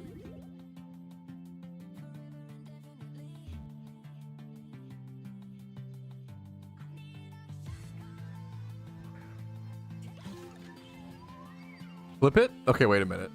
Hold up. Hold up. Thank you. I know I'm being really cheesy and annoying today, but I do want to say thank you guys for hanging out and having fun and making today more bearable. It's been a really, yeah. We all know. It's been a really tough. There's a lot of stuff going on. A lot of stuff going on. So thank you guys for being so cool. Anyways, we still have 40 minutes on this Jimmy run. Holy shit, I killed the There's a fucking gnat on my microphone. What the hell? Zard Swarm? That's a cool swarm. Great swarm to shiny check. Cast from an egg shunt? I believe so. Which is like weird. It's a weird one to egg shunt, but yes, it's like very, very rare.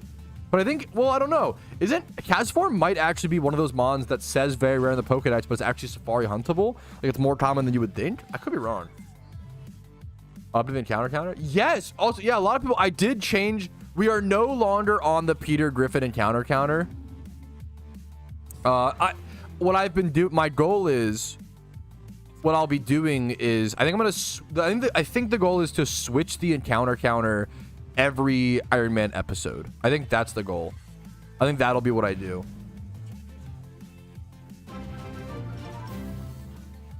Josh beat 13 months, dude. Thank you so much. And a 10 stop. Yeah, that's much for everyone. That's exactly like much love to you, man. Much love to you, man. Do.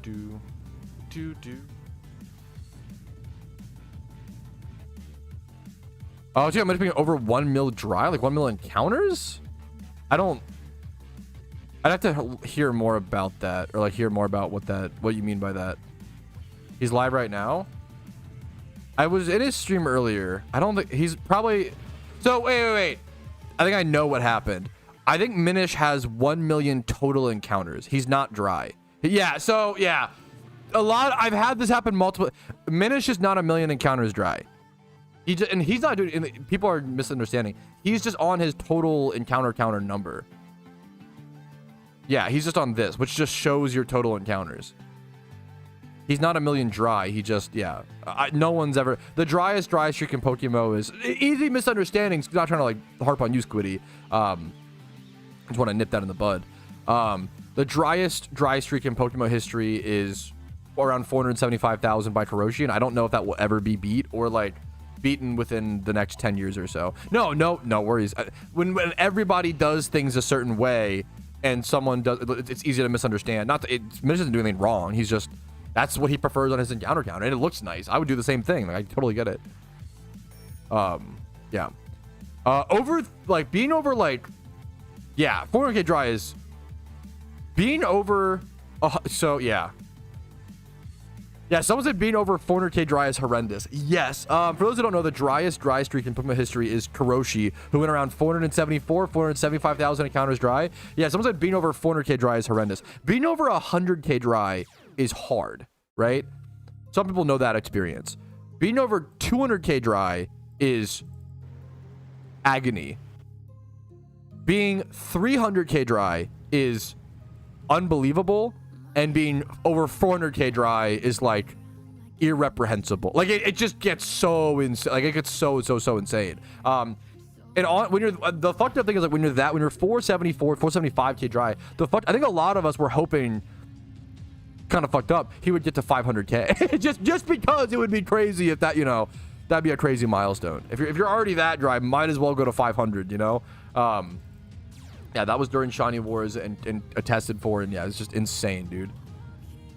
Yeah, unironically, at a certain point, it must become funny. I don't know if I'd say funny.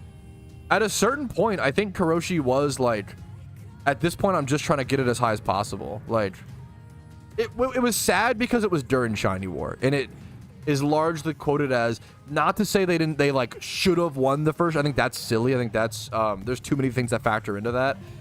But it definitely factored into their loss of the first Shiny War for sure. Not that it was the only, you know. I was like, why me? Yeah. It sucks that it was during the first ever Shiny War. That was really, really sad. Dude, going dry and yeah, 74k dry in singles is torture. That's actually so real. I've been like around 80k dry in singles, and that shit is always really painful. What number do you think hunts become mentally draining for hordes? It's a great question. I think this is a great question. This is a great question from a PokeMMO staff member, Park. I have a question for you, Patrouski. As a shunner who's gone dry a few times, at what number do you think a hunt becomes mentally draining for hordes? Obviously, singles is different. Yeah, I think singles is mentally draining at like 40k. For hordes, obviously this is my personal preference. Feel free to, if you want to complain, you can complain. No one's gonna stop you, right? I don't recommend complaining, and I don't think you should complain. While ×5, ×3 is a bit, I don't really know, but like while ×5 hoarding, I wouldn't even start to complain until you're like 60k dry, and then even then it's like maybe, you know, I think ×5 hoarding becomes frustrating that you're dry maybe around 60 to 80k dry. If you're below 60k, you're not even started yet. I see a lot of new players who get to like 34,000 encounters dry and are like, oh man, like this is so hard. And not to like this, it is hard, don't get me wrong, but I worry if you're only, not to say it still takes a lot of time. It's hard to like, we're playing that line of putting respect, because any shiny Pokemon in PokeMMO is respectable and difficult and hard, right? Don't get me wrong, but also keeping your mental health under control and not complaining when you go slightly, the most mildly unlucky, right? And not even that. For those who don't know, we can bring up the shiny binomial distribution. The odds of you going over 30,000 encounters is about 40%. It's like almost a coin flip, right? Your odds of getting a shiny by 30,000 encounters is only around 63%, right? So it is almost like almost a coin flip to go 30k dry over that, right? It's very, very, very, very, very common. However, when it's your first hunt's the hardest. If you go like 34k dry on your first hunt, I get it, man. That's the hardest. It feels really brutal. I'm also speaking as someone, for those who don't know, I went around 300,000 encounters dry for my first shiny hunt. So if anybody knows what it's like to go dry on their first hunt, I get it. It's you start to like lose your mind. You get paranoid of like, do shinies even exist? Am I, you know, it's where like the shiny lock paranoia comes from, in situations like that. You got to keep going. It happens. It's rough.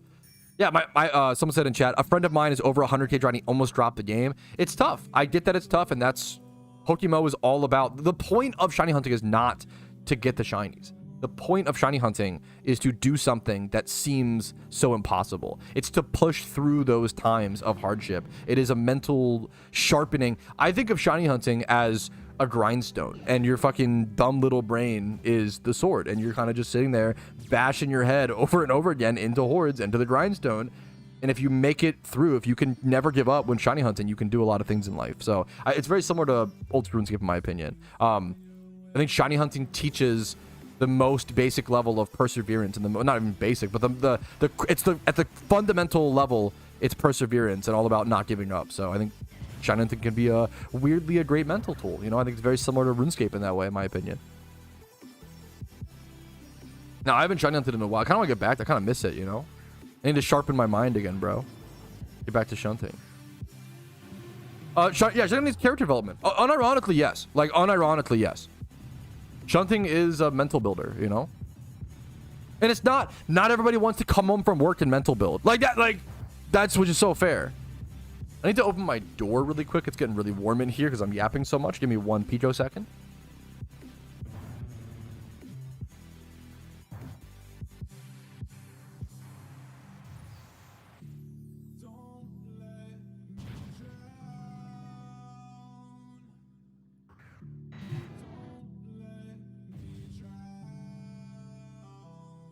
No, the full restore. They need muddy water me. This can drink me a nightmare sometimes. I have 2 choice specs. I need to put the second choice specs on my other Typhlosion.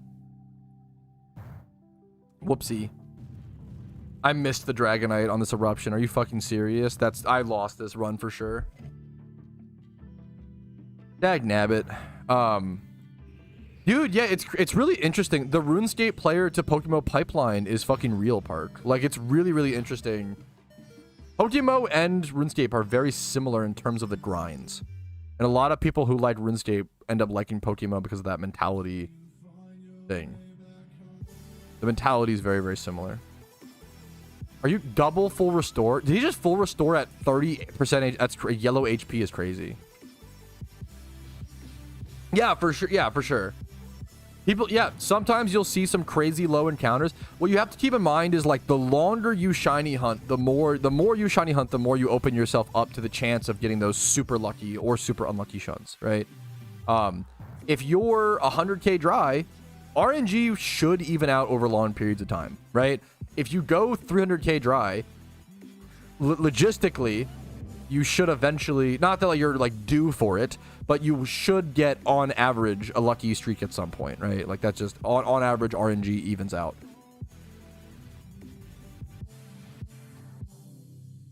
Yeah, but dude, what players keep giving these guys full restores, man? What the hell are they doing, Kyles? I'm the full restore plug. That's kind of goated. Whether Rich's Charms are worth it is up to your run specifically. I'm on an Iron Man account, not Edu, so I have no way to even acquire. If you see an Iron Man using Rich's Charms, they cheated in some way. There's no way to use Rich's Charms on an Iron Man account right now. There's no way to get them. I don't want to speak. Maybe I'm wrong. Maybe there's like some like PvP box or like something that has them, but yeah. Cerulean is one that you can arguably skip, Will. And I think I skip it sometimes. There's a damage roll on Kingdra. If you have double specs, you often can push through it. I usually don't have a problem. Today is the first, I want to say this is the first time I failed the Cerulean Gym in like 20 runs. So if you only fail 1 in 20, I think it's still worth it. I wouldn't worry about it. Rich's Charms are from loot boxes in the event season. Yep, exactly. I think I still am going to be able to beat this, but it's pretty... It doesn't look pretty. Okay, Quick Claw, huge. Yeah, Rich's Charms are from like the pumpkin goodie bags, lucky red envelopes. What's crazy is people... Dude, also, okay, what's really crazy is... This is only the second ever of... I think second? I could be wrong. I think only like the second, maybe third event season where shiny charms are no longer. Dude, shiny charms used to only be from the people forget.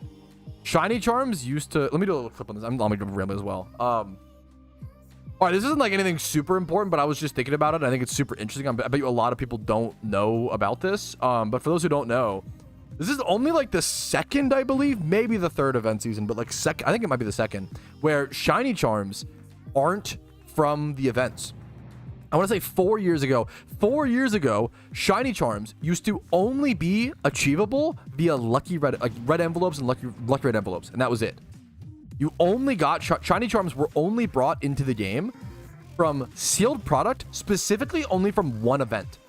And shiny hunting became so popular that they had to change it, right? And that's really, really crazy. They had to change it because it was so popular.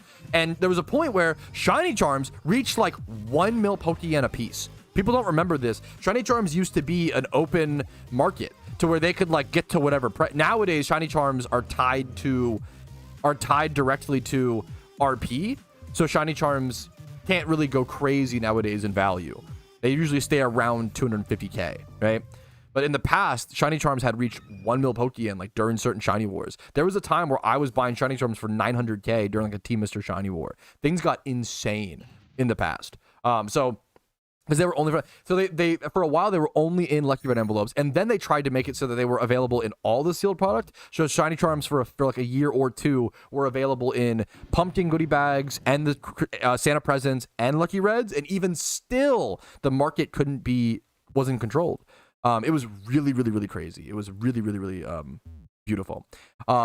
Do you think they should nerf the shiny probability to make shiny hunting harder to help the market? The shiny rate seems to be perfect the way it is. Based on everything we've been told from the devs, based on all the data that we understand, they've told us, I think, this is years ago to be fair, but they told us at one point that 60% of shinies that come into the game are consumed. That means via breeding or for prismatic pearls. That's a really good sign of a really healthy economy when things are coming in and being used and consumed and being brought out of the game. You want things to be sunk out of the game like that. Based on everything we know, the shiny rate's perfect. I think this is my personal opinion. If you want to discuss it, you can. I don't even like discussing the shiny rate in PokeMMO because it's so perfect in my opinion that no reason to even waste the energy to discuss. There's other things that we can solve, you know, in my personal opinion. The shiny rate is perfect, and I don't think it needs to be touched personally. Would you say use shiny luck or not, and why? I'm sorry if I'm... Can you rephrase it? I don't know if I understand. Sorry, that's my fault.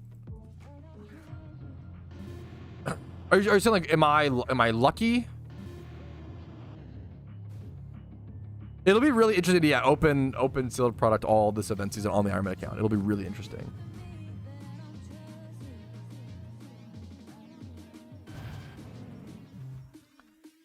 You cannot, great question. You cannot manually adjust the encounter counter, which I think is a good thing because it makes it an integrity tool, right?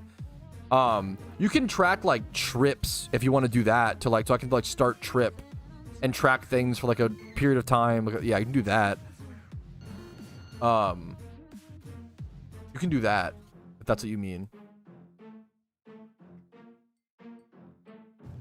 A trip is like a session you can sort of track, but it will also track your last shiny as well or whatever.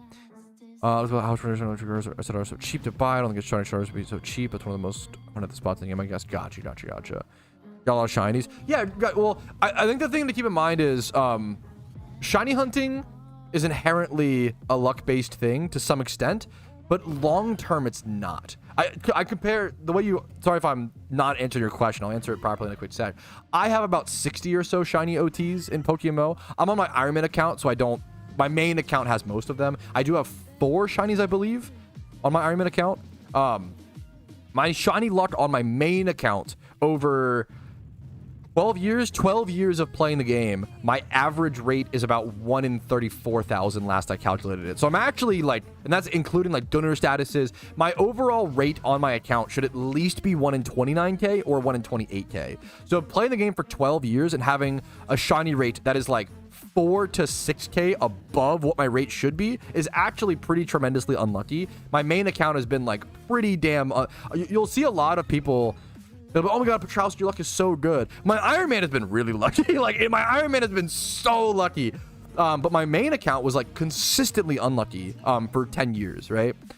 The RNG evens out. There's a lot of things to factor in. Yeah, I have about 60 shinies or so. I'm trying to think. What else was the... Yeah, shiny hunting is obviously RNG, but like the longer you do something, like the more skill based and the more you even out the data set when RNG is included, right? Does that make sense? So I always explain, I compare shiny hunting to, there's a reason why the top trading card game players consistently top place in like top 8, right? At tournaments, like Magic players and, you know, it's at Yu-Gi-Oh, whatever, right? Or even in Pokemon PvP has RNG, right? But you still see Wolfie VGC winning tournaments, like consistently, right? Like people who are good, you know? Small sample sizes will always have a lot of RNG, but the longer you do shunts, you should even out. The more shiny hunts you do over long periods, you should even out to 1 out of 30k, and it just comes down to pushing through and putting more time in. It depends on it depends on which regions you have unhappy. I could give like a ballpark, I guess. Maybe ballpark like 200 to 280k, depending on which regions and such. Like you could do like my Jimmy run is mostly Unova, Hoenn Kanto. I do like 2 gyms in Sinnoh sometimes. Pause trips, multiple trips would be, that's actually fucking spitting facts. Multiple trips would be nice. I have it on good authority, so product should be opened. Okay, based on your fucking dude, Spidget, do you know, since you're here, I'm gonna react. Do you know how crazy it is? And obviously you know the value of the thing, but Spidget, do you realize that I think that you're the only person who's ever opened one of those on camera? Like, I don't even know if you, not to belittle you, but like as someone who played when that item was added to the game, I don't know if you realize how insane it is that you got what, like, it's actually so crazy. You made history, Spidget, the other day. I'm gonna talk about this. It's fucking insane. It's like, it's insane. It's also, it was like, so what's crazy to me, that item, Spidget, at one point was 1.2 billion Pokeyen. It was it was the single most expensive vanity in the game, aside from the billions ones. It's dropped in what item? I'll show you exactly what item. One sec. I'll show you exactly what motherfucking item, okay?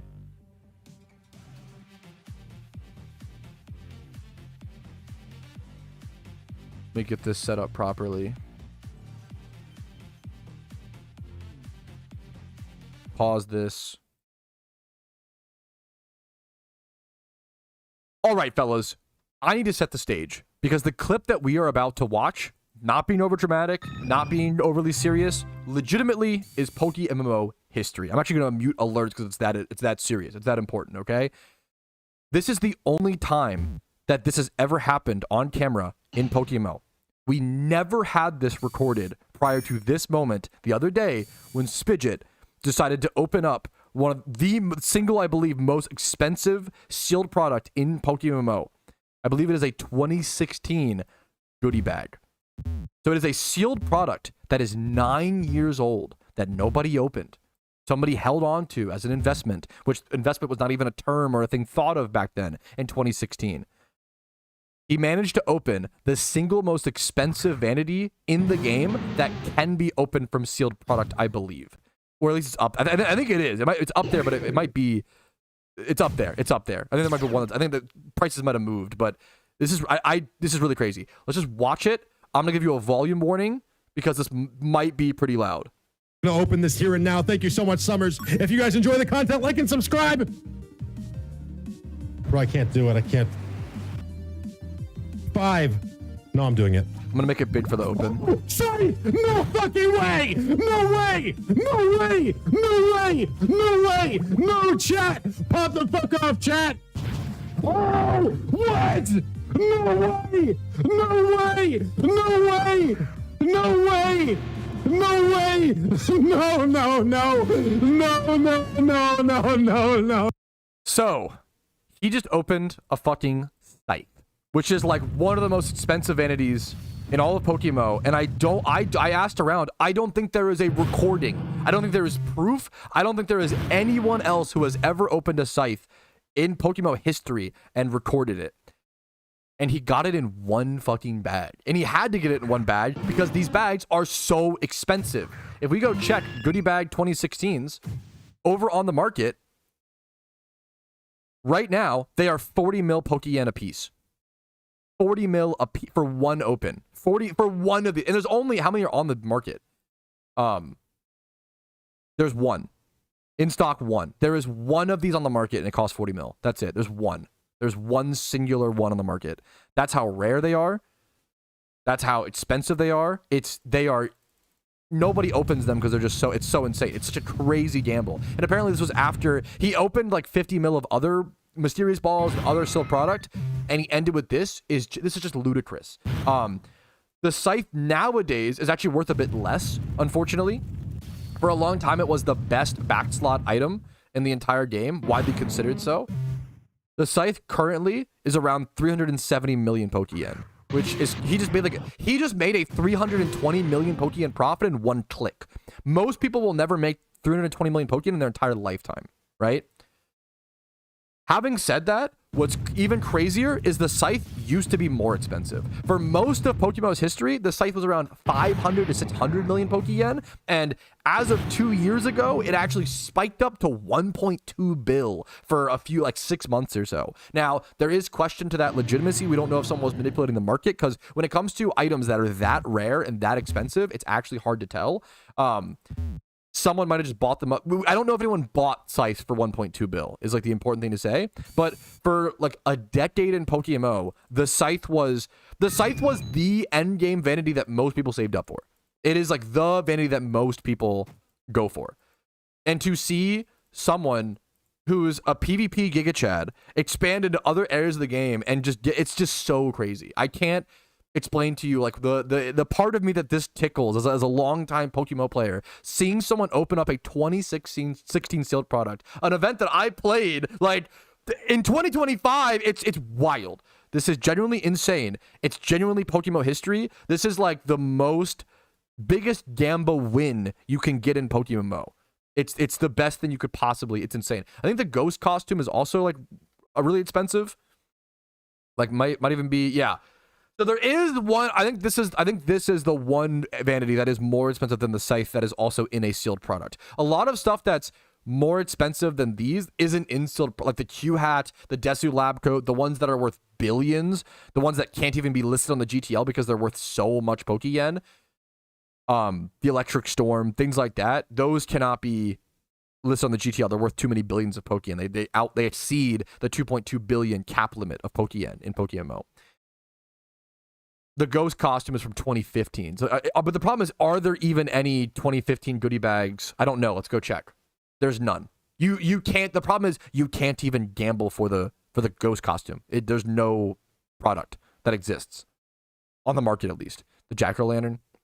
Okay. Thank you. I appreciate the correct. So there's a few. The site, but you can't. But it's also from Halloween 2015. So the 2016 goodie bags. The Scythe is the most expensive vanity that you can currently gamble for in Poke. You literally can't even gamble for the 2015 ones because no sealed product is on the market. That's how crazy it is. Yeah, sorry to yap about it so much, but it's just so fucking, it is Pokemon history. So congratulations. Let me finish the clip. Congratulations to Spidget. This is so insane.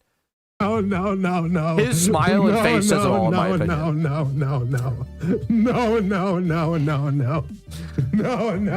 It's so insane. We just It's so opened good. hundreds of millions worth of shit, One and clip. we didn't get anything. Oh my This is the god! last We just thing he opened opened over for the 1,000 day. mysterious balls, bro. But we opened one of these motherfuckers. It's so crazy. It's so insane. Congrats to Spidget and congratulations and thank you. He opened one, yes.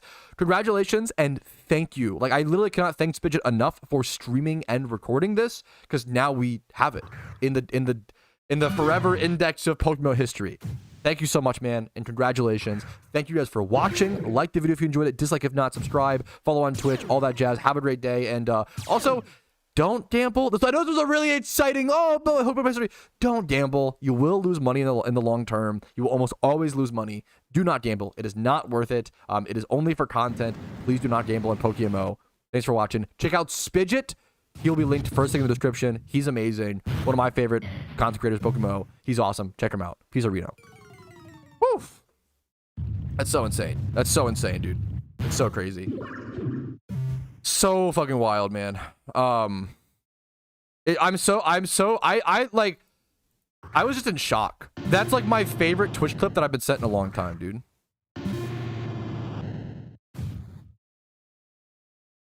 And it isn't his. Wait, huh? I don't know if I understand the question. Hurry you. It's so crazy.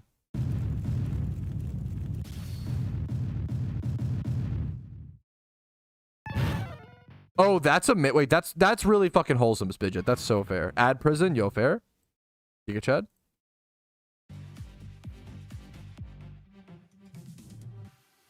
That's crazy. Amazing. I should have thanked Summers then. I'll leave like a point in the description, or I'll have to think. That's just thanks to Summers then. What the fuck for like providing? I didn't know that. Okay, the Smooge top comment is so good. Unlucky, better luck next time. It's so funny. Ah, man. Maybe next time you'll open up something good. That's so good. What the hell? Was that a back? That's... What a fucking honorable gambler. Giga Chad. Best way to hunt Cranidos? Probably fossils. It's a bit more expensive, but it's really fast. Fossils or eggs or a combination. I did a little bit of both when I hunted my shiny Cranidos. Fossils are a bit more expensive, but they're so fast. Fossils are so fast. They're a fair bit more expensive, which sucks, but they're so fast.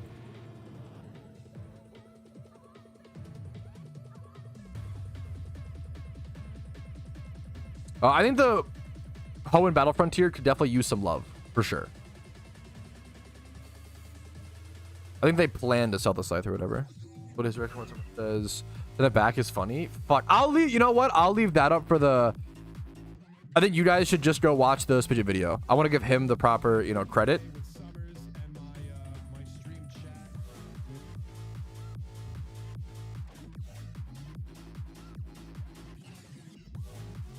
Go back to me, so I mailed it to Summers as a fuck you. Fuck.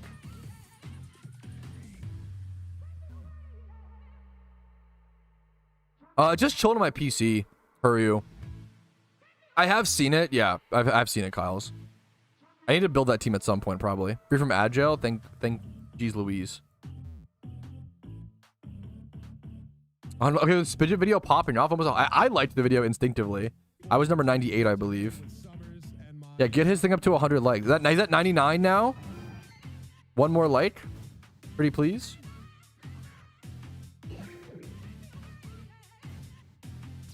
I'd really like to shiny hunt on the Iron Man account before Halloween rolls around. I don't know, that was so out of nowhere, but I really miss shiny hunting, honestly. Yeah, that's awesome. No, that's so base, Bidget. That's such a fair, like, I love, shout out to Summers for mailing you for the content. Like, it's so amazing. Like, so amazing.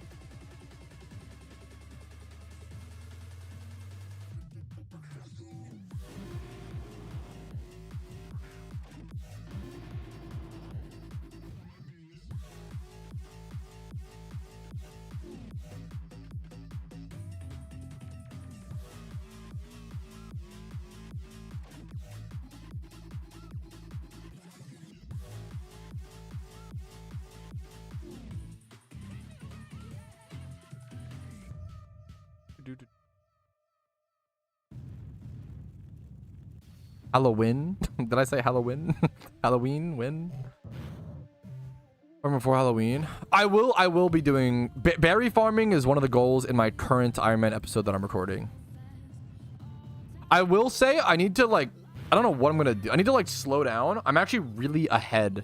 I want to be like 1 week ahead on Iron Man videos. The problem is I'm really ahead right now. I'm like 2 ahead. For reference, I just started yesterday because I ended up recording episode 18 within like 4 days, and it's usually like a week of progress, but I played so much PokeMMO within 4 days that I ended up completing the video because I was so into the game. So we're on to 1 episode. I need to slow. The problem is, okay, I'll give you guys the spoilers. Episode 16 is going to be 3 hours and 44 minutes. And then episode 17 is going to be 3 hours and 36 minutes. They're too long. Dude, they're getting insane. Like, that's, I think 3 hours should be like the cap. I think that should be like the aim. Even that's like fucking crazy. At some point, yeah, it's got to be capped. Also, yeah, I get it. I appreciate it and I respect that, but yeah. Your goal, show how you've been grinding? Yes, yeah. Well, the luckiest fucked up thing was getting the... One of my tier 3 goals was getting the XP reamplifier, and that was... my first tier 3 goal was that, which was, like, really lucky. Yeah. A lot of my tier 3 goals will get achieved once the Halloween event's around. I do need to make a... Actually, I need to add... Ooh... I need to add like a goal of how many XP charms I want to make. The problem is I don't know what that... Maybe I shouldn't add this goal until I know what that's going to look like.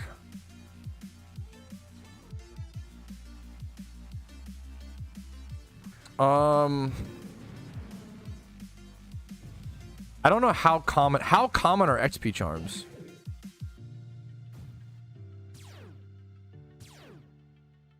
I don't know. I have a lot of sources in my Streamlabs. A lot, yeah, a lot. Got this. Gotta move this down, actually. I still have this in my Streamlabs for some reason. The Cabinet of Curiosities. I just love the concept. I've got my Big Dig in my Streamlabs, of course. I've got Tupid Eevee. Forever and always Tupid. I've got Chatomite Cooked. Haven't used that in a while. These are just like PNGs that I keep in my Streamlabs. Sometimes you need a PNG on the fly, bro.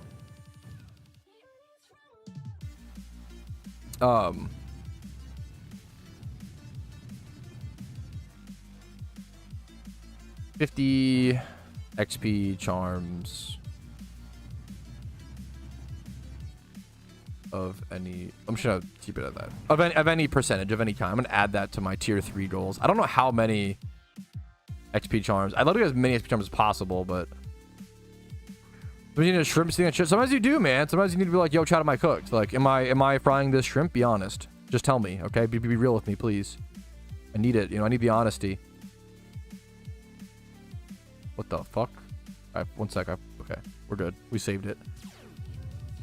I don't know. Yeah, man. There you go. Source manager of English today.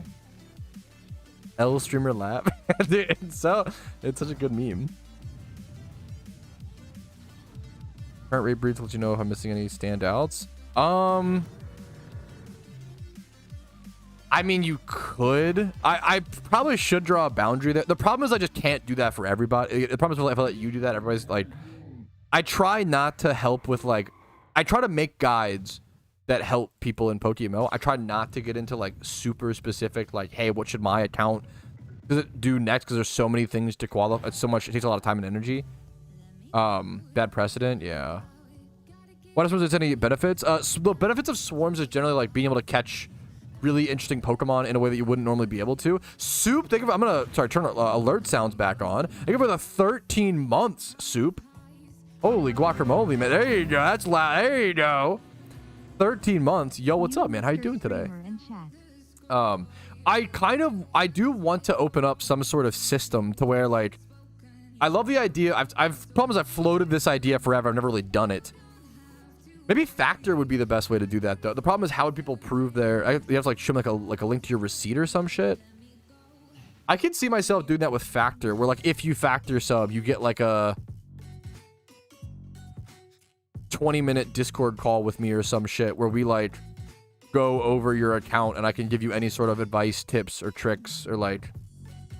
Or you can just hang out. We can do whatever you want, you know?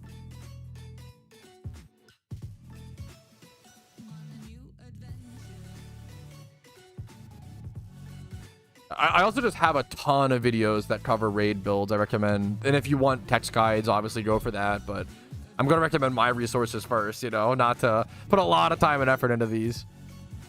Top 20 raid mons, PokeMMO, Halloween. So there's this video of every single raid Pokemon you could possibly build. And then there is top 20 raid. Like, I spend, you know, days on these.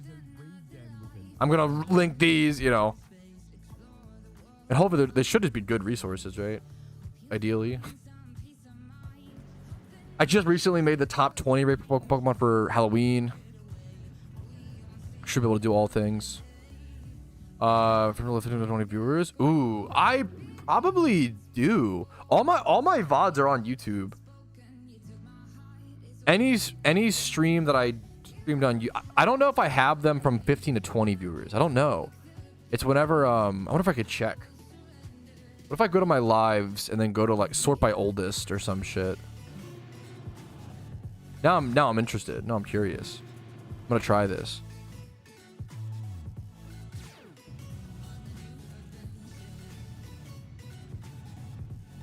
So, okay, let's see. My current live streams get about 1,000, 1 to 1.3k ish, like probably about 1,000 total views. Okay, let's sort by oldest. Well, these have more views because the VODs have it. People watch the VODs, which is really crazy and wholesome. Let's see if I can find.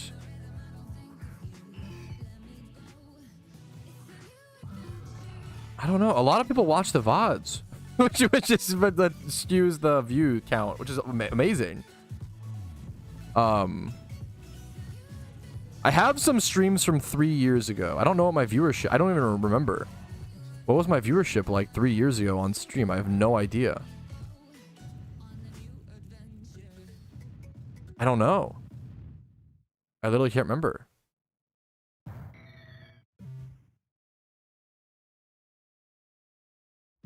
I have a thank you for 10,000 subs. I bet you I did have like 20 viewers for some of these older streams. I'm gonna try a shiny. Ooh. More views. Yeah, they do have more views, but I think it's because they're just VODs that have existed for like 3 years, so that, you know, people just... I think that's why. But they definitely had way less like live viewers. You can even see like shiny hunting in PokeMMO current target Cranidos. Like, that's really funny. When did I start? I didn't start stream recaps for a When When did I start stream recaps? I didn't start those until sneeze o'clock. Sorry, excuse me.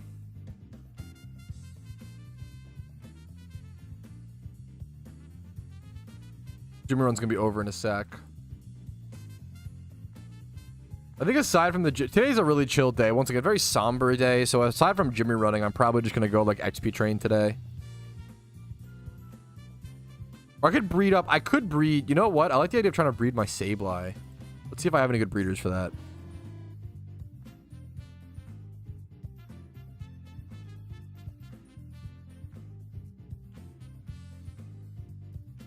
$10 to 20 viewers. Yeah, that's crazy. Yeah, I used to do SSX tricky speed runs at some point. I love them, man. It's an old snowboard. I play it on the background sometimes. It's a snowboarding game for PlayStation 2. My favorite retro game of all time. All right, but this is the final seconds of our Jimmy run ticking down. We're up to 1.15 million Pokeyen. Pretty happy with that, over the 1 million mark. We are up to level 70 on our Pelipper. Pretty happy with that. Today's a pretty chill day. I don't want to do anything crazy. I don't want to explore today. I'm so sorry. Today's kind of a somber day for a lot of the world. So I'm going to go ahead and just do some XP training. If it's a chill day, XP training's always there. You know, when nobody got me, XP training got me. We have a lot of it to do. I'm going to go ahead and throw all my stuff in the PC, grab a few mons, and show what we're XP training today.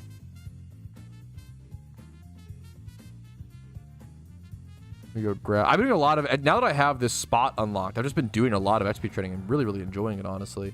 We do need a sweet scent mon like this. Yeah,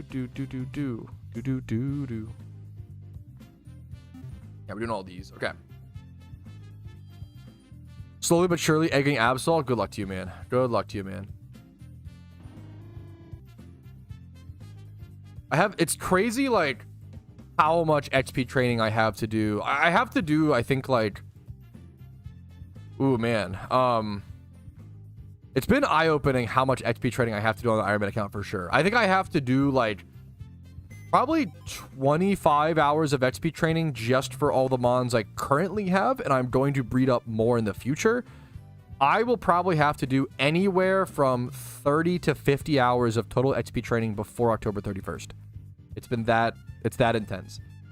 So the XP, which is a lot of time to get that work done, to be fair, but XP training is just so monotonous, but it's been revitalized for me a little bit now that I've unlocked the Mount Silver location. So typical XP training strategy, I'm using my choice specs, special attack Rampardos, my sweet scent Smeargle in the back, and then the mons I'm XP training today are my Pelipper at level 70. I'd like to get up to level 80, my Flygon at level 57. This needs to eventually get to level 100 at some point.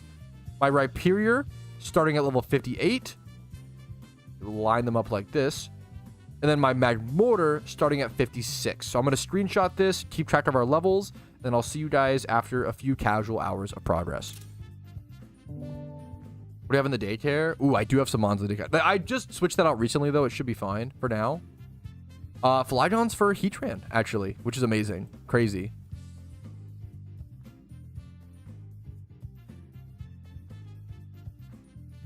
Speaking of PNGs to have in the Streamlabs. Oh, cool. Yeah, man. And I'm not doing that anytime soon. Don't get too excited, but pretty crazy, you know? Question mark. I don't know why that's funny. I wonder who's question marking.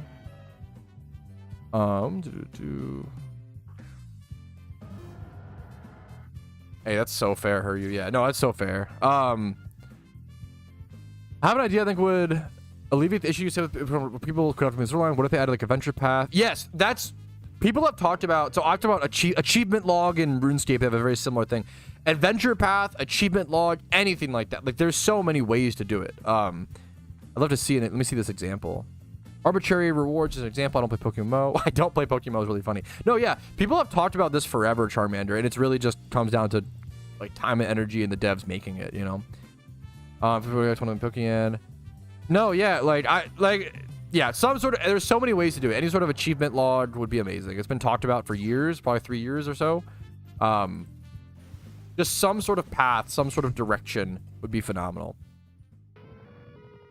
I think I have a big Darmanitan in the daycare and then something else. Two of my Voltron, I have some really good mons in there. Today is a gym rerun and XP train kind of vibe day. Yes, today, yeah.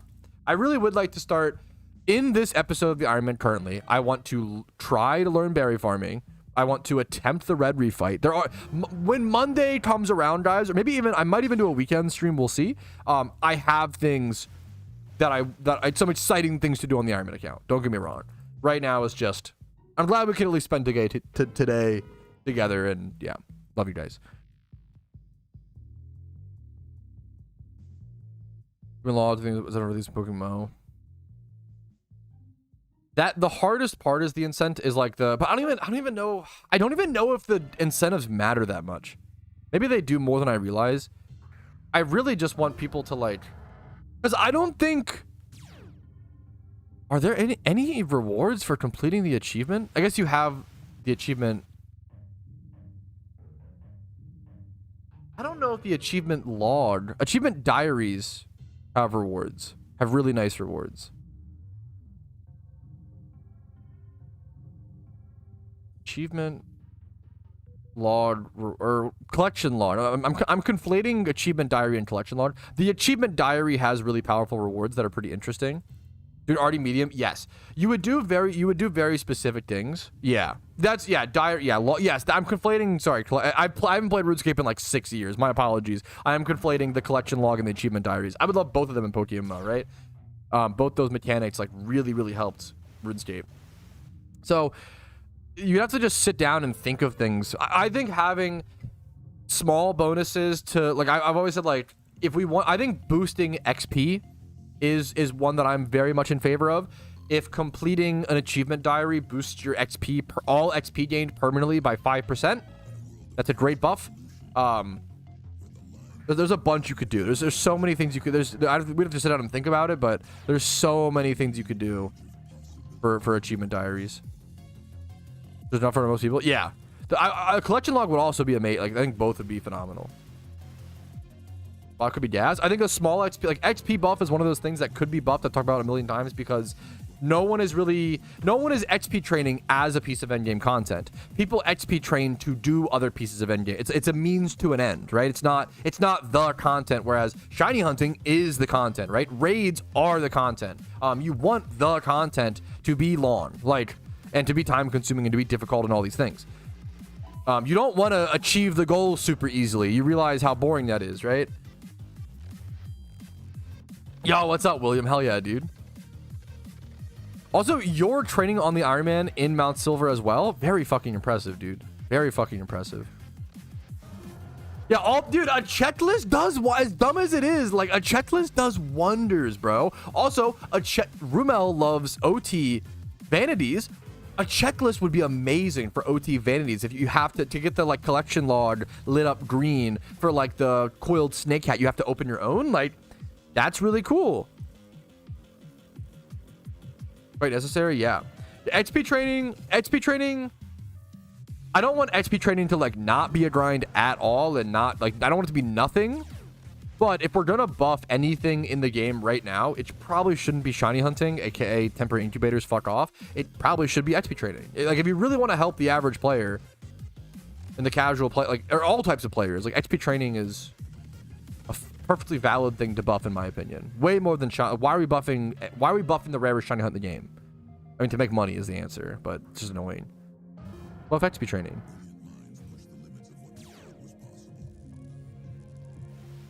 They haven't like I mean, they were gonna, the temporary incubators were confirmed in the sense that they were literally added in the fucking change log, and then because the community and myself rioted, they didn't add them. They like held back the update, so they haven't been like confirmed in the sense that they're like, they haven't mentioned them since that, but they did say that temporary incubators would be coming back to the game in late August or early to mid-September, and we're running out of time. So they're either gonna bring them, but they are gonna either add them, or we're gonna see a statement, or so we should get some news soon.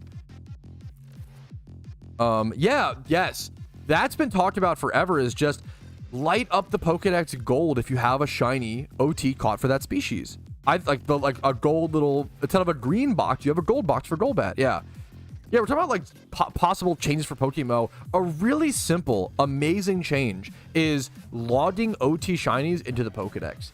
it seems, I can't imagine it's that hard. Maybe I'm wrong. We already have the OT system. We already have caught OT, like all these things in your Pokedex.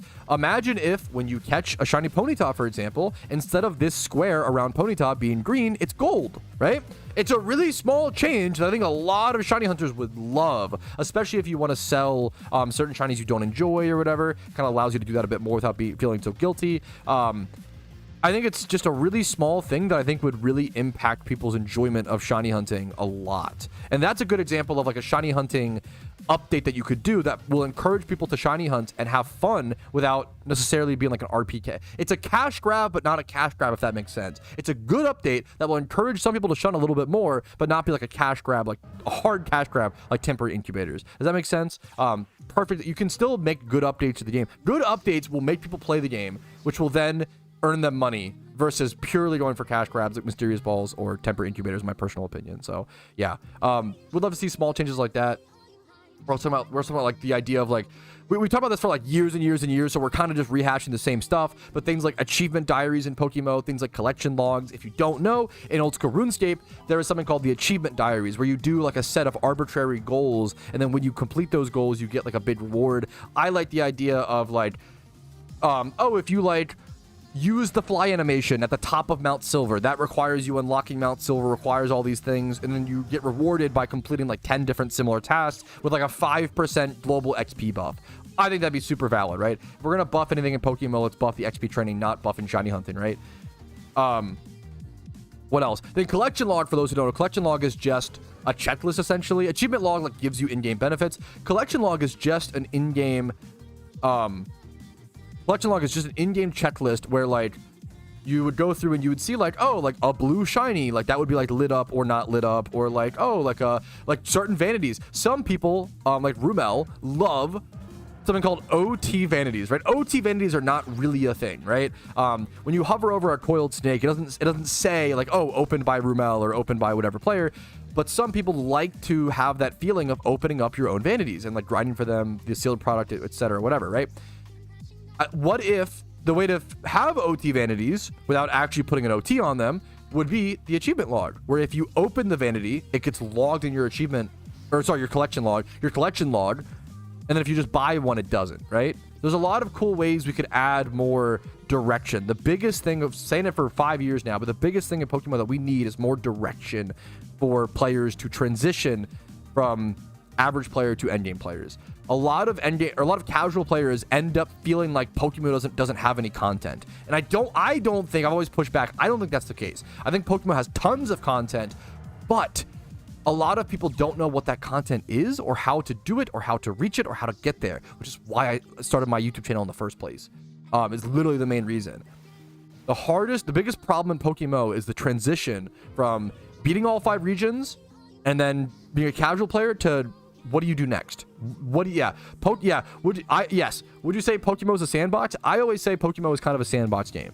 It reminds me a lot of Minecraft, where a lot of people, I've said this a million times, I'm sorry if you've heard me say this before, but when you beat the Ender Dragon, a lot of people quit Minecraft, right? They move on.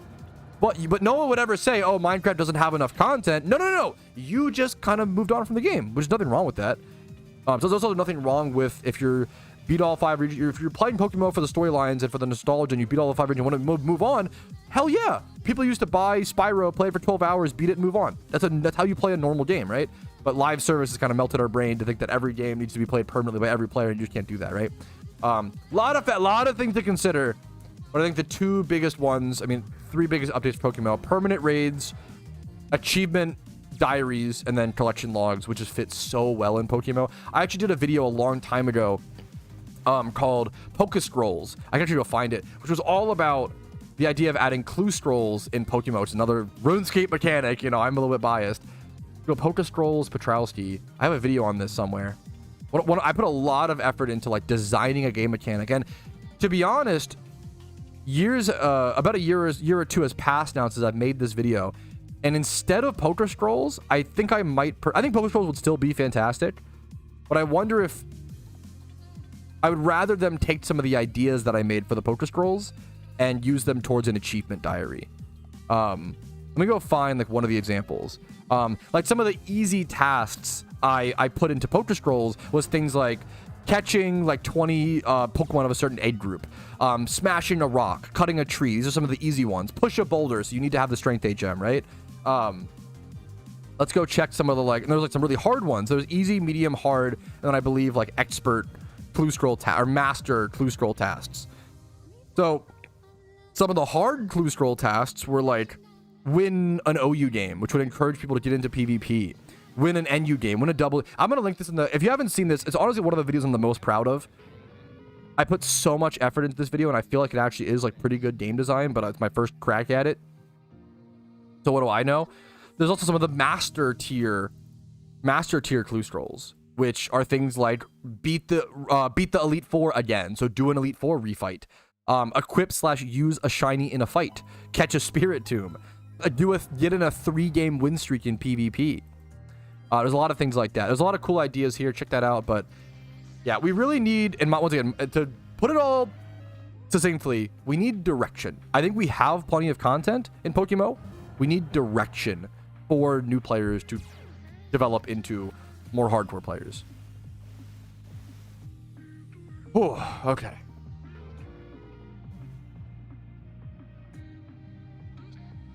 I'd also have to rewatch this video of mine at some point on stream. I really, really like this video. Put a lot of effort into it.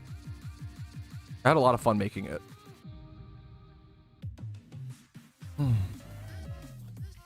I'm in no rush for that, Huryu, but at some point I will. What is the Iron Man challenge or teams that are team challenging themselves? It's all individuals. Like there's no group Iron Man from what I'm aware of. Iron Man in PokeMMO is the same thing as RuneScape. No trading, no GTL usage. And that does, factor in certain, like, no trade evolutions is a big one. You have to, like, go lure or catch those. You can complete the Pokedex and catch those mons in the wild. I'm not sure yet, Edwa, honestly. Great question. Tips for randoms this season. Man, I love randoms PvP. I have really not enjoyed the past season or two. I haven't played randoms this season. Like, I haven't played randoms in a bit, so I honestly don't want to misguide you. I honestly just don't know, man. I'm really sorry. My apologies. That would be so cool. Like, Johto gives you a 20% buff and a Johto. 20% is kind of extreme. Maybe like 10%. I think 10% is fine. But yeah, that is a really... Ooh, that's interesting. Maybe do different... So, Johto is already the best XP spot in the game, but, like, that's interesting. The idea of, like, buffing other regions in different ways... Like, imagine if we buffed Sinnoh to have, like, whatever percentage increased Pokeyen from trainers, and that helped with, like, evening out trainer reruns and gym reruns. There's so many things, dude. What XP? The problem is the XP is being split between, like, 4 different Pokemon. This is the best XP training spot in the game. I don't know exactly how much XP it is per horde, but it is the best spot. Without Leppas. Yes, that is true. No other spot should be as good as Mount Silver. I definitely agree with that. I'd be open to things being a little bit closer. A little bit. But you still want it to... it's tough. It's tough. That is a good point. That's true. No, that's obviously... And any, like, in-game function is never going to be against TOS. Like... That's like saying, like, oh, like when I hold the D button, I run to the right. Is that multiple inputs per multiple outputs per one input? Like, no, I'm just running, right? Like, if it's an implemented hotkey in the game, you're fine. I do get that question a lot, so that's a good thing to ask. Sorry if I, like, yeah, belittled that too much, but it's a good question.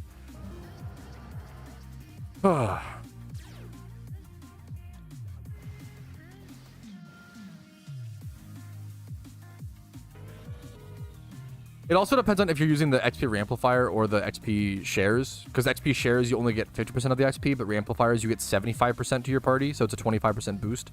I think I get like 6,800, 6,900 here at some point. Daily objectives or daily quests, I don't... No, it's a good question worth talking about. What do you think about daily objectives or daily quests? I really don't like daily objectives or daily quests as much as things like just permanent achievement diaries or achievement collection log, like that sort of thing, because daily quests are usually used by mobile games to build addiction and to build pattern and habits. often daily quests and daily login rewards are used maliciously by games to get you to log in every day because it's so efficient to get those daily logins that like if you miss out on them, you have like this element of FOMO, this fear of missing out, right? I don't think it's a good mentality to build for the game. I'd rather have, with an MMO especially, MMOs are not a short-term, like, MMOs are a long-term marathon kind of thing. Daily quests are not bad inherently. Don't get me wrong. I think you can make them in a game where it works and they feel really good and they don't feel manipulative. And like, I think they can be a great thing, but I feel like they have a lot of, I don't like that. Weekly or monthly. I think limited time stuff, we have a lot of limited, I like limited time stuff. I don't know if quests need to be the limited time thing that we do. I'd rather just have permanent achievement log or collection, I keep conflating achievement diary and collection log or achievement diary. I think those two things work because you want to log in every day and work towards a long-term goal. You don't want to have that's what MMOs are all about. MMOs are all about that long-term progression.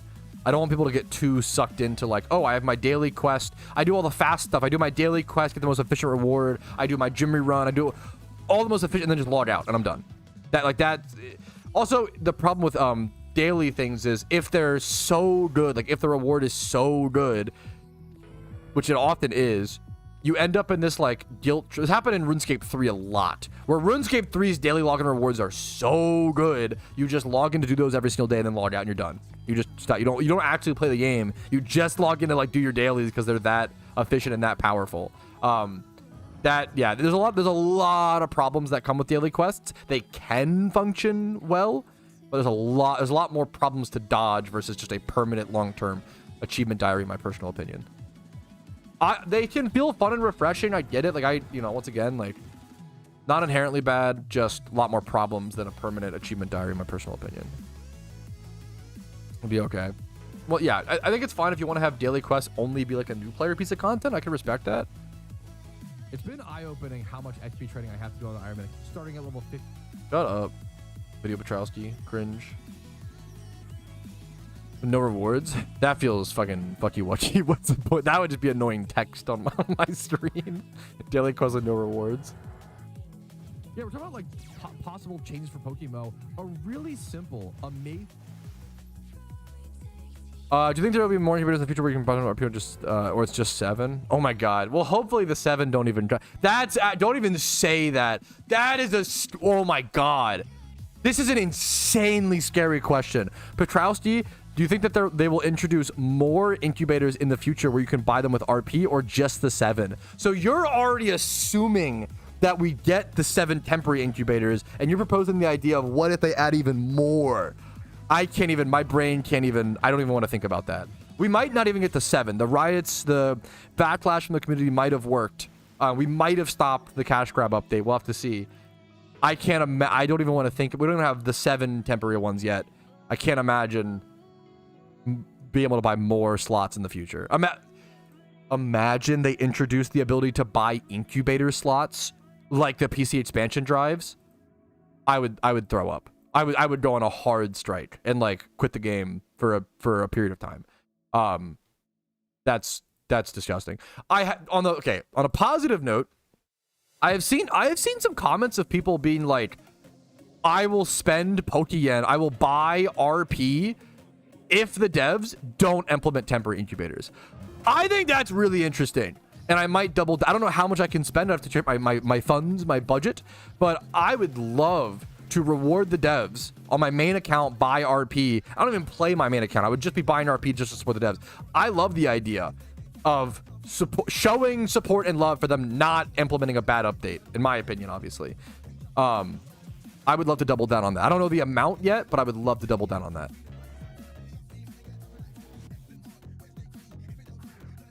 For more incubators, though? Well, so those spots are for the temporary incubators that are already destined to come to the game, where they talked about back when the event. So if you missed, you had to have been online day 1 to see this shorts, which is really obnoxious. So it makes total sense. You know, if you're not turbo online, you didn't see this, which is so valid. You shouldn't be turbo online.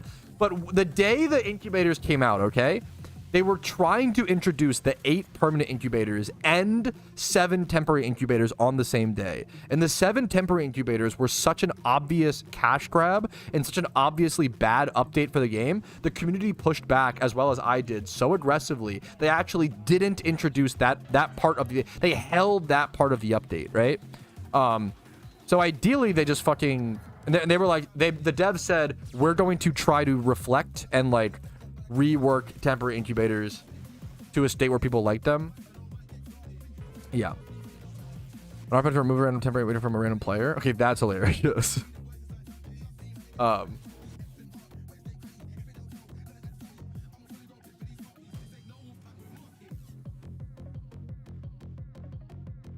know you're not asking for very much, but please no begging in chat, man. Regardless of, you know, I get that, but it's... You can go refight trainers. We're all born in Pallet Town in PokeMMO. PokeMMO is the most fair playing field you'll ever be given. It's gonna feel a lot better when you earn it for yourself. Good luck to you, man. Please no begging in chat. That is... Yeah.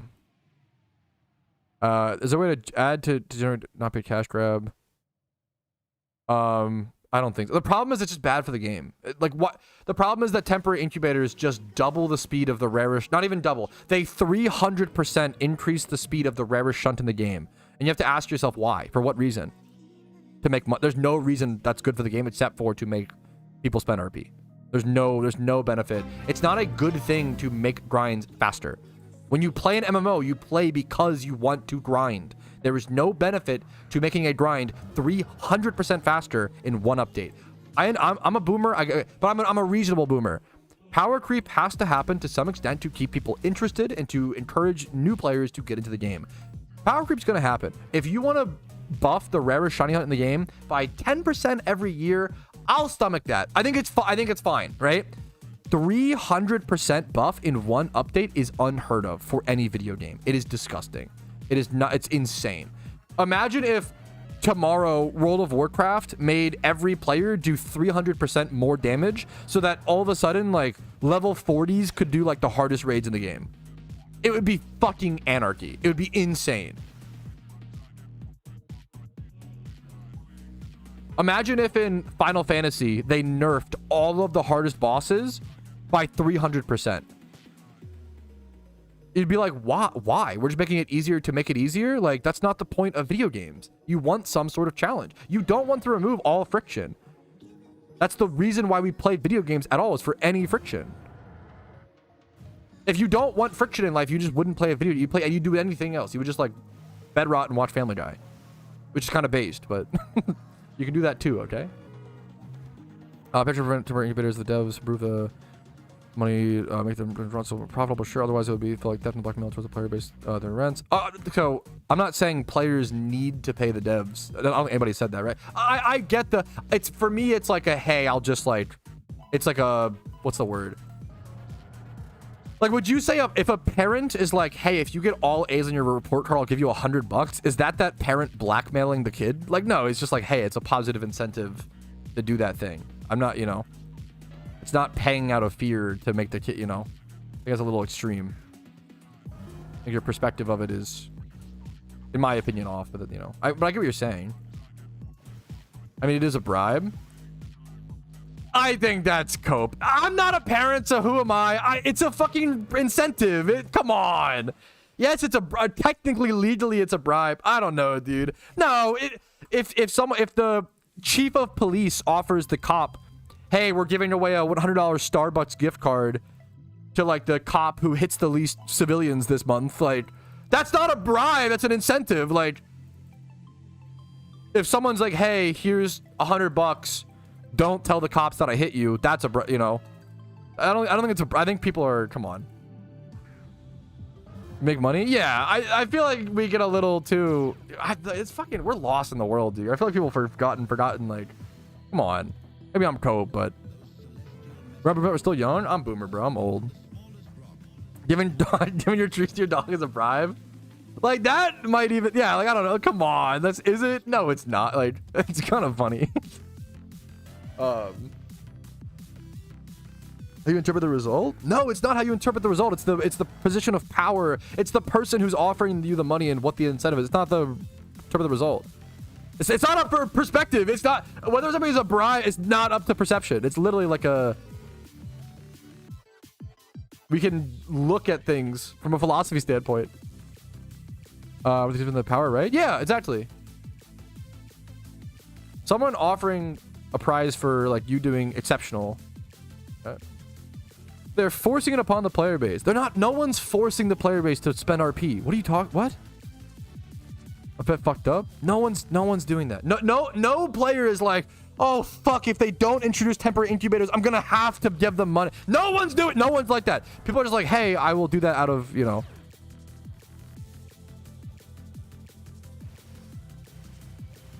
The devs should appreciate the players who support their game. Yeah, of course. Everybody to support it, but just talk about it as devs communicate, but don't ignore the real base. Yeah, of course. What? The player recommend an idea. From the spot. A bribe would be to like pass over a wrongdoing, not like versus an incentive is like, hey, here's some money because you did something good. Hopefully we pretty obviously, right?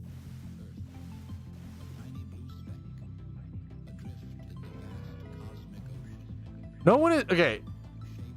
Game devs, this is also important. Game devs are never forcing anything upon the player base. Okay. Game devs make an update and it's either good or bad or neutral. Okay.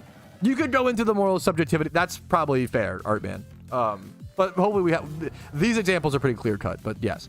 Turn the skeleton back. Look at my soul. That's why I need it to be looking, bro. It's really important. Okay. It makes you, yeah.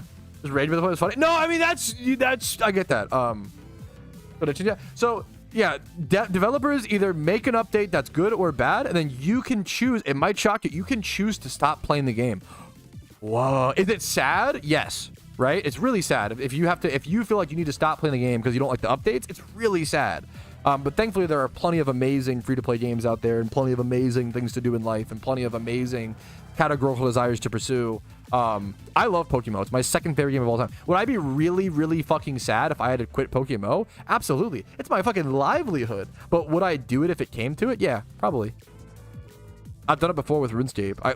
People forget that I quit RuneScape to come to PokeMMO because I stopped having I just enjoyed PokeMMO more, and I used to be a RuneScape streamer, and I made a very, very risky decision to stop streaming RuneScape, a game that I had developed somewhat, not as big as I've done way better on PokeMMO, but somewhat of an audience for, where I'd have like 20 to 30 dedicated viewers on stream for RuneScape, and I would pay my rent with, you know, and help towards certain costs with Twitch funds. I was living very, very frugally back then, but yeah, I was like, I'm not having as much. I'm gonna switch from RuneScape to PokeMMO, and I'm just lucky it worked, because yeah, I put myself at a lot of risk. But I that should show that I'm a man of like am pretty integral to my positions. Is the point that I'm trying to say. For what's true and real, I just want to play the best Pokemon MMO, whatever that is. I don't care what the name of that game is. I don't care how much time I spent on it. People always ask me like, what would I do if PokeMMO shut down? Go do something else. There's so many cool things in life. Go fucking take tennis seriously. Go play Overwatch. Go watch movies with my wife. Like that. There's so many things, dude. There's so many things. Go full time on Retro Pat. Go full time on Patrouski MTG. Go fucking I don't know, work at a fucking, God forbid, a finance intern or some shit. But I don't know. There's a lot of things. Like, there's so many things, man. For Pokemon, there's so many things, man. There's so many cool things. You can still out here. Okay, that is. Those things are great. No, I think that's a flex, you know. Also, like, those are two amazing things, you know. Better things in Overwatch. Valid. Overwatch shouldn't be in the same sentence. Overwatch 2. I agree with you. Okay, but if I copium, what if I copium, Artman? You haven't seen the copium this strong. I feel like I would give Overwatch another shot. I've heard it's gotten a bit. I hated the Overwatch 2 launch. Maybe I've heard it's gotten better. And I could see that. Revive it, bro. Give me that No Man's Sky revival in Overwatch. I will carry you. Honestly, I need it at this point. I'm fucking probably washed. Tell me when. When? No, I'm just kidding. I'm too busy. Right? Maybe. Oh, have Overwatch downloaded? Maybe soon. Launch it. Shut up. You're so dumb. Launching is crazy. Called Cinder City. pay to win. Gotcha. Yeah. Part of me wishes like I got more into BDO, Black Desert Online, but a lot of people say that game's pay to win. Which I think that's a great question. I think Heatran's more difficult. Personally, great question. I think Heatran's more difficult because Heatran, I think they made Heatran more difficult on purpose because it's available year round, right? Versus like Darkrai's only available for like 2 weeks. So they tried to, you don't want a temporary raid to be like so hard that people can't build the teams in time, like in my opinion. What a Grinchler asked. So if a horde is more XP and no XP ramp, you get more XP at 10, right? What's something that thing is weird if I have a horde XP clear? If a horde clear that needs XP, yes, I believe that's true. Which I think is really, really cool. I think it's really cool that there's still a niche for tentacles. Because you need such a specific mon, since you need like special attacking Rampardos or special attacking Hatsurus to do this spot. I think tentacles still have a niche, which is pretty interesting. But you do gain I think you gain 1,000 more XP per horde here versus at tentacle, which is really significant. But you're getting more XP if your lead mon like Pikachu is gaining XP, for example. Or if you're like XP training your Rampardos, and you still want to do it here if it's high. But it's hard to kill these sometimes. So. You catch Heatran after you beat the raid. I think you just like throw a Pokeball and it auto catches. You beat the raid and you get the free catch essentially. Yeah, Oso, there you go. Thank you, Oso. What's my counter? I'm excited for my first dry streak on the Ironman account. I'm currently around 40. I'm at around 43,000, 42,000 encounters. As you add 9K to this, I'm getting up there, man. I'm starting to actually develop a dry streak on the Ironman account, and it feels kind of good. I was so lucky on the Ironman account. I kind of want a dry streak, which is kind of sicko mode, but you know, it's true. Add 9,000 to this number because I did have 9,000 on my GEC. I haven't gotten a shiny since the new encounter counter update, so it's around 34,000-ish plus 9. I'm at around 43K dry right now, which is not dry enough. I deserve to go at least like 60K dry in this hunt, honestly, for how lucky I've been. Maybe even like 80K. I'm so down. If I go over 100K dry, that would be a little like, okay, wait a minute, chill out.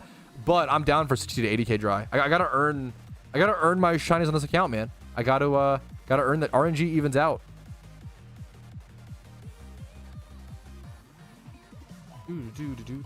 Today's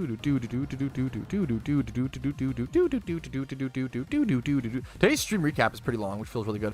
Movie Trowski takes. I gotta do that. I almost forgot. Movie Trowski motherfucking takes. What was the last thing I covered on a Movie Trowski take? I think it was a Daniel Tosh stand-up. I believe.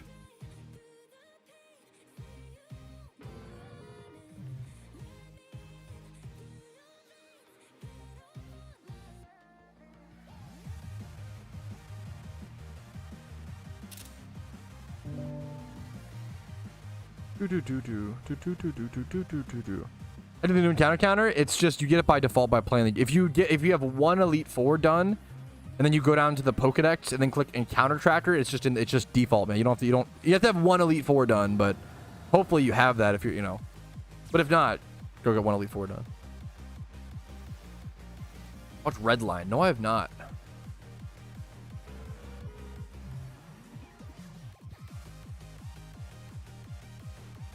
Oof.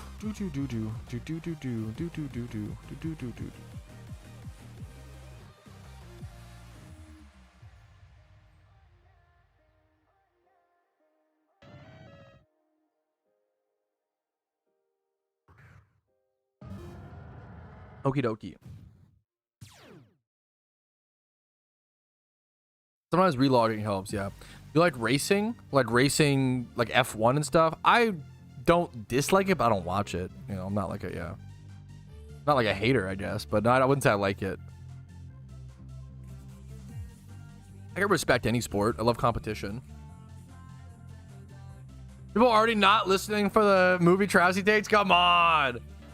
People in chat are already spamming not listening for the movie Patrouski takes. Come on, man. It's time for either your most favorite or least favorite part of the stream recap. This is why I use timestamps, fellas. I love it, dude. I love talking about it. Movie Patrouski takes, okay? It's time for me to share what movies I've watched recently. If you want to see all my full reviews, which I know a lot of you guys do, everybody's talking muted in chat.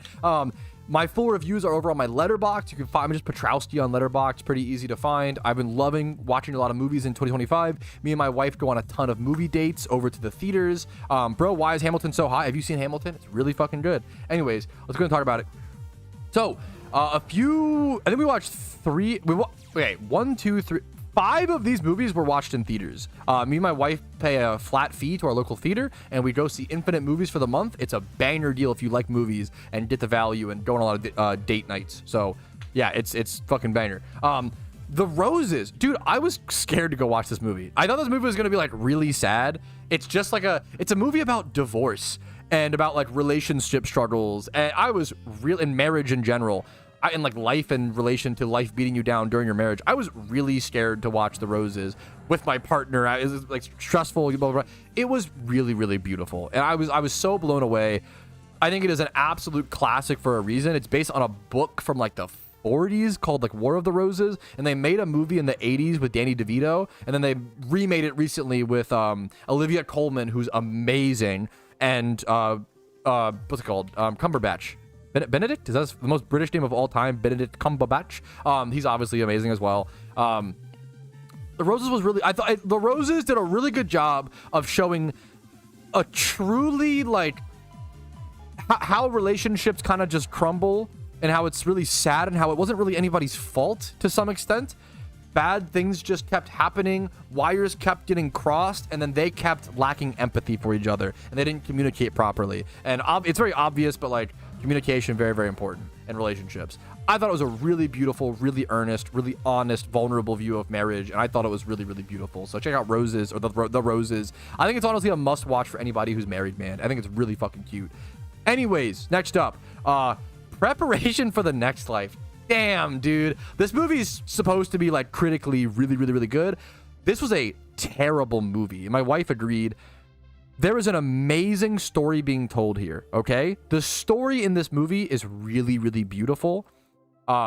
It's about kind of a toxic relationship, and it's about a first-generation immigrant kind of vibing with a military guy, and they kind of become friends, and there's a really beautiful story here about like doing what's best for you and when to prioritize that and not to get bogged down and all these things. But it's presented so terribly. This is a really rare movie where the plot is amazing. The plot and the themes are the ideas are amazing, and it was horrible execution. An incredibly disappointing movie. Roses got a 9 out of 10 and a like for me. Preparation for the Next Life got a 2 out of 10 for me. I wish I didn't go to see this in theaters. What a waste of time. A 2-hour movie as well that had some of the longest. This movie had some of the most dead air with little dramatic effect I've ever seen in a movie. This movie easily could have been an hour and a half, hour 20 minutes. I had so many issues with this movie. This movie constantly... One of my biggest problems, this movie never tries to make you feel a certain way. It tells you how to feel. This movie tells you how to feel without making you feel that way, which is really, really obviously not a good setup. So I was really, really disappointed by this beautiful idea. Absolutely just obliterated in terms of the execution. Next up, the producers, man. This is gonna make some people upset. These are just my opinions, my thoughts. I'm not a movie expert. I'm not very good with movies. I just like watching them. Okay, I've watched probably a movie a day in 2025 on average. Sometimes 3 movies, up to 3 movies a day. The Producers. This is supposed to be a very classic comedy from 1967, and a lot of people are like, oh, is it offensive? Like, to me, it wasn't really offensive as much as it was just unfunny. Just unfunny and uninteresting and boring. And there's some old movies that hold up for me. 12 Angry Men, one of the few old movies that holds up. The original Planet of the Apes, I have some nostalgia for it, so I'm giving it some leeway there. But man, dude, the more old movies I watch with zero nostalgia attached, the more I am convinced that almost all old movies are kind of bad, which is such a, that take can't be true. I want to prove myself wrong because I hate that take. I hate the idea of that. That can't be true. If you have old movies for me to watch, recommend them in the comments. I would love to watch some older movies that are really, really good. Man, I've had a really fucking hard time trying to watch old movies. The acting is just, it's insane. If you want to see how far we've come with acting and how far we've come with movies, just try to watch an old movie. It's really, really, it's humbling. It's humbling, in my opinion. I give producers a 4 out of 10 or a 2 out of 5. Next up, Cat Video Fest. Okay, this was a really cute. Cat Video Fest is exactly what it sounds like. It is just cat videos in a movie theater, okay? Me and my wife, we set our alarms. We woke up at 9 a.m. We went and we made a date morning. We did this on Football Sunday. So Football Sunday morning, we woke up at 9 a.m., got McDonald's breakfast, went to go watch cat videos for an hour and 20 minutes in a movie theater while holding hands and saying us the whole time. And then afterwards, we went to like the grocery store and got some like mozzarella sticks to come home and make for. I watched football all day after that. It was amazing. Date night, date morning, and then football all day was, honestly, that was one of my favorite Sundays in a long time. Holy fuck, it was so good. Having said that, Cat Video Fest was fine. You quickly realize about 15 minutes into Cat Video Fest, you're like, okay, wait, maybe cat videos are better in like 5-minute increments. Maybe I don't need to wake up and watch an hour and a half of cat. It's just too much. It's just, I love cat videos as much as the next guy, man. It's just too much. I can't watch just cat videos for an hour and 20 minutes. You get really bored. It gets really monotonous. It was cute. The audience was honestly a cute part. There's a lot of kids that were laughing, a lot of older cat ladies, you know, maybe cat milfs, one might say, having a time of their life. That was honestly like a, it felt like doom. It was doom scrolling on the big screen. On our, absolutely. What NFL team do you root for? Baltimore Ravens. Week 1 was week 1 was rough, okay? But we're gonna come back in week 2. It's one football day. It's just one game, okay? One game. Anyways. All right, that's Cat Video Fest. The most fucked up thing on this list is Cat Video Fest outranking The Master. Cat Video Fest getting a 2.5 out of 5 or a 5 out of 10. The Master is considered to be an amazing movie. It is supposed to be, what's like the average score? I think it has an 8 out of 10 average on Letterboxd. It has an 85% on Rotten Tomatoes. Me and my wife both walked away from The Master being like, what the fuck was that? To put The Master, in my personal opinion, maybe I'm just too stupid, okay? Maybe I'm just too dumb. I just didn't get it. Me and my wife tried to watch a lot of, no, I'm sorry. I'm actually going to lock in. I'm going to be a little bit of a hater for The Master. I'm sorry. I got to express my real thoughts, okay? Every video we tried to watch, we looked up Master Explained, The Master Details. We watched like 6 YouTube videos talking about The Master. Every YouTube video just starts by jerking off the director, Paul Thomas Anderson. Every video is, Paul Thomas Anderson, such a fucking genius. Oh my God, he's so smart. Oh my God, he's such a good director. And then being like, okay, why is he a good director? Oh, he's just a fucking, he's so smart, dude. He's so genius. His movies are so good. And then like, then you ask, okay, why are his movies so good? Because he's a fucking genius. It's a fucking cyclical loop, bro. Every Paul Thomas Anderson fan is like, the guy's a genius, and you're like, okay, why is he a genius? His movies are so good. Why are his movies so good? Because he's a fucking genius. Oh my God, nobody could substantiate why The Master is good. I literally could not find a single fucking video, a single post actually substantiating why The Master is a good movie. It was so incredibly pretentious. It is, this movie feels, to TLDR it, this movie feels like an overly artsy inside view of a cult. That's it. There was there was nothing interesting. It just felt like a circle jerk for Paul Thomas Anderson fans. And I feel like, I'm at the point where I just can't trust directors with the last name Anderson. That's what I'm learning. Although they're not for me. Wes Anderson, Paul Thomas Anderson, I don't think they're for me, or I just don't, they're just so uninteresting. To me, they come off very overly artsy, very overly pretentious, and without presenting a point. I'm not a fan. Anyway, so I give The Master a 4 out of 10. Literally losing. The Master lost to an hour and 20 minutes of cat videos. Let the record show. Next up, I gotta hop on my fucking 25-year-old, I'm 27, but 27-year-old white boy shit. Hamilton, bro. Is it the most basic take of all time? It is, bro, okay? But I fucking love Hamilton. I'm gonna be honest. Hamilton's fucking goated. It's a 10 out of 10. It's a perfect film or play, theater, whatever you want to call it. Is Lin-Manuel one of the goofiest motherfuckers to ever live? Yes, okay? And that kind of adds to the heart of it, okay? Kind of adds to the heart. It's the most cold, basic take of all time. If you haven't seen it, go watch Hamilton. My first time watching it, I was like, I don't know if I like this. But my second or third time, I was like, oh, this is fucking genius. Holy, I love it, man. It's so good. It's so earnest. One of the most earnest pieces of media that's ever been made. Me and my wife watched it live a year or two ago. Hamilton's fantastic.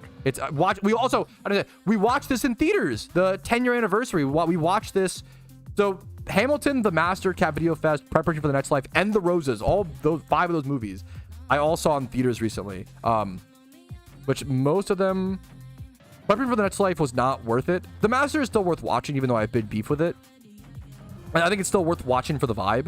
I almost gave The Master like a 3 or a 2.5, but the ending for me lowered it. I was like, what the? There's no interesting resolution. Anyways, Hamilton's a perfect movie. Clears everything else on this list every time. Is it basic? Yes. Is it true? Also, yes. Check it out. Thanks for watching Movie Patrouski Takes. I'll see you guys next time with tons of more movies. Whew. All right. Any movie take questions?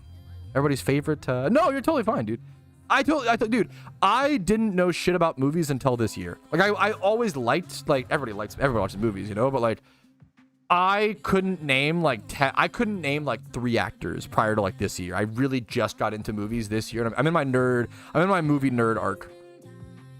I'm in my movie nerd arc with trying to not become pretentious about it is the goal. As soon as I start watching purely 60s samurai movies, you guys need to check on me, okay? I'm probably cooked at that point. This stream recap gonna be long, dude. Yeah, I've seen the original Jurassic Park. I don't think I've seen Jurassic Park 2 or 3.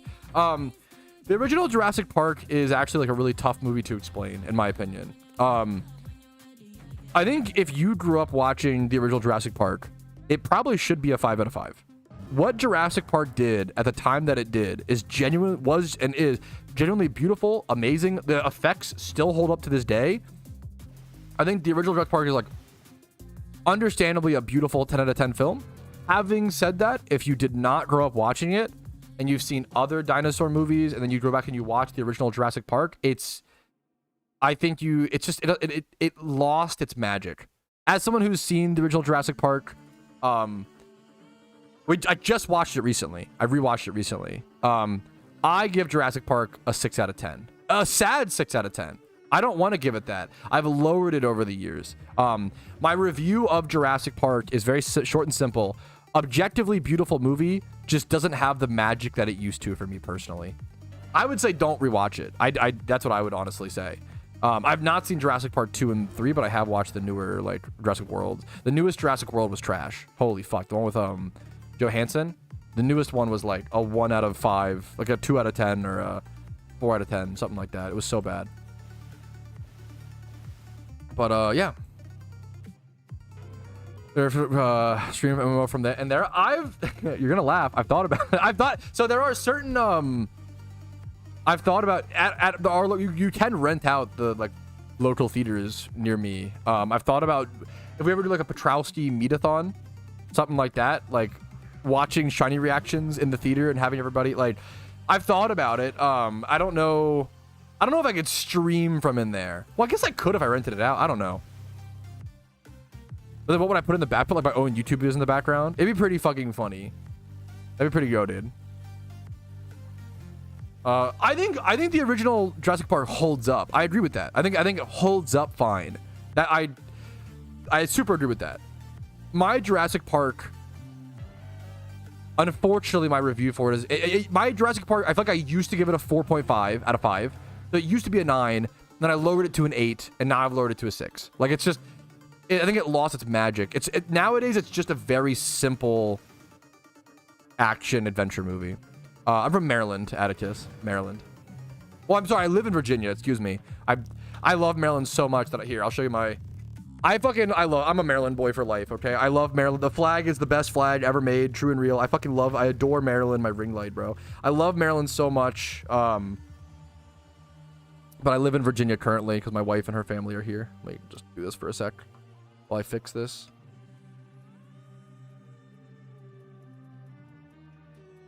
Are you a Star Wars nerd? Not really. I think, like you said earlier, the original Star Wars are so good. I think that I watched them recently. I rewatched all of them, and I rated them all lower than I had previously rated. I think the original Star Wars are fine. I think most of them are like 7 out of 10s. I think they're like fine. I think some of the effects hold up. Some are really bad. A lot of the Star Wars might have some of the Yoda puppet fucking gets me, dude. The Yoda puppet is goofy as fuck. Holy shit. Some fun fact, my wife, convinced my wife to watch Star Wars with me recently for the first time. She had never watched it. She had never watched Star Wars. I watched it with her for the very first time. And both of us sat there being like, oh, fuck. These are not as good as I remember. If you're a Star Wars fan, I respect it. If you're a Star Wars, I get how Star Wars can be the perfect universe for you and be a 10 out of 10. They're just not that for me, and I think they're a little overrated as movies. But the world of Star Wars, similar to like Harry Potter, similar to Lord of the Rings, I feel like the world is what gets people. The worlds are beautiful, right? Back of the head cam, probably never, because you'll probably see how scruffy that shit is and how much I need to go to the barber constantly. I'm so hilarious. I'm not a Star Wars fan, but if you ask me my favorite Star Wars character, I'll sound like a Star Wars nerd. My favorite character is Plo Koon. I fell in love with Plo Koon because there was Star Wars Jedi Power Battles that let you use Plo Koon as a playable character, and his lightsaber was orange, which is interesting because his lightsaber actually isn't orange. Usually it's like blue, I believe, correct? Or like green. Plo Koon. But in that game, for some reason, he had an orange lightsaber. And I loved that. I thought it was so cool.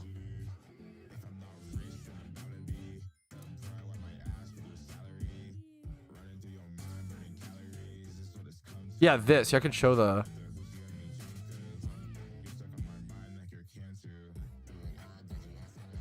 I fell in love with this... Here, one sec. Plo-Koon.png. I fell in love with this visual of Plo Koon. And then I later found out... I later, like, researched into Plo Koon and found, like... His lore is really fucking goated. Like, they say that Plo Koon is like one of the only Jedi to ever beat Yoda in combat because Yoda's combat style was like hyper aggressive and his was like hyper defensive and like response based. He's like he's the king of like calm, passive, like philosophical conversation. Like Plo Koon, like there's some really beautiful. Plo Koon is some really fucking cool shit. The Bane of the Star Wars universe? No, Bane sounds like a fucking loser. I don't know what Plo Koon sounds like, to be fair. Hopefully it doesn't sound like Bane. That is funny. Yeah, Force Lightning. Yeah, dude, Plo Koon is like, if you look into him, he's really goated. The Star Wars characters that I love are ones that were playable in the niche video games. I loved Plo Koon, and then my other favorite Star Wars character is Aura Singh, who is a bounty hunter.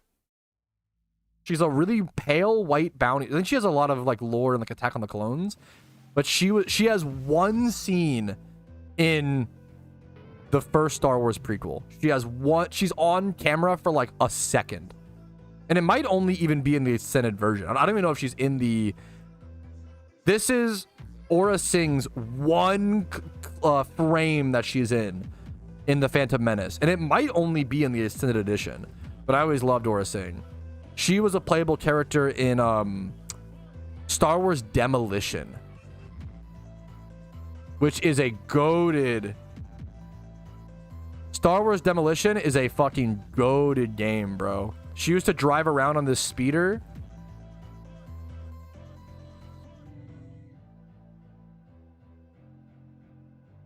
Star Wars Demolition is so underrated. That shit is so fucking good.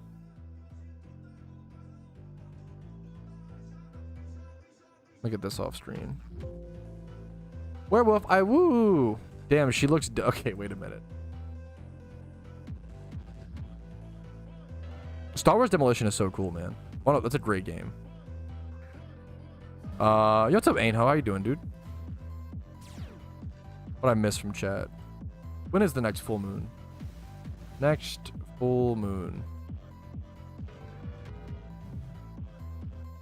The next full moon is October 6th. Wait, when was the last full moon? When was the last full moon? September 7th. Yikes. Really, really recently. Uh-oh, boys. You know what that means. Woo. I can't even do it. It's just too stupid. Anyways.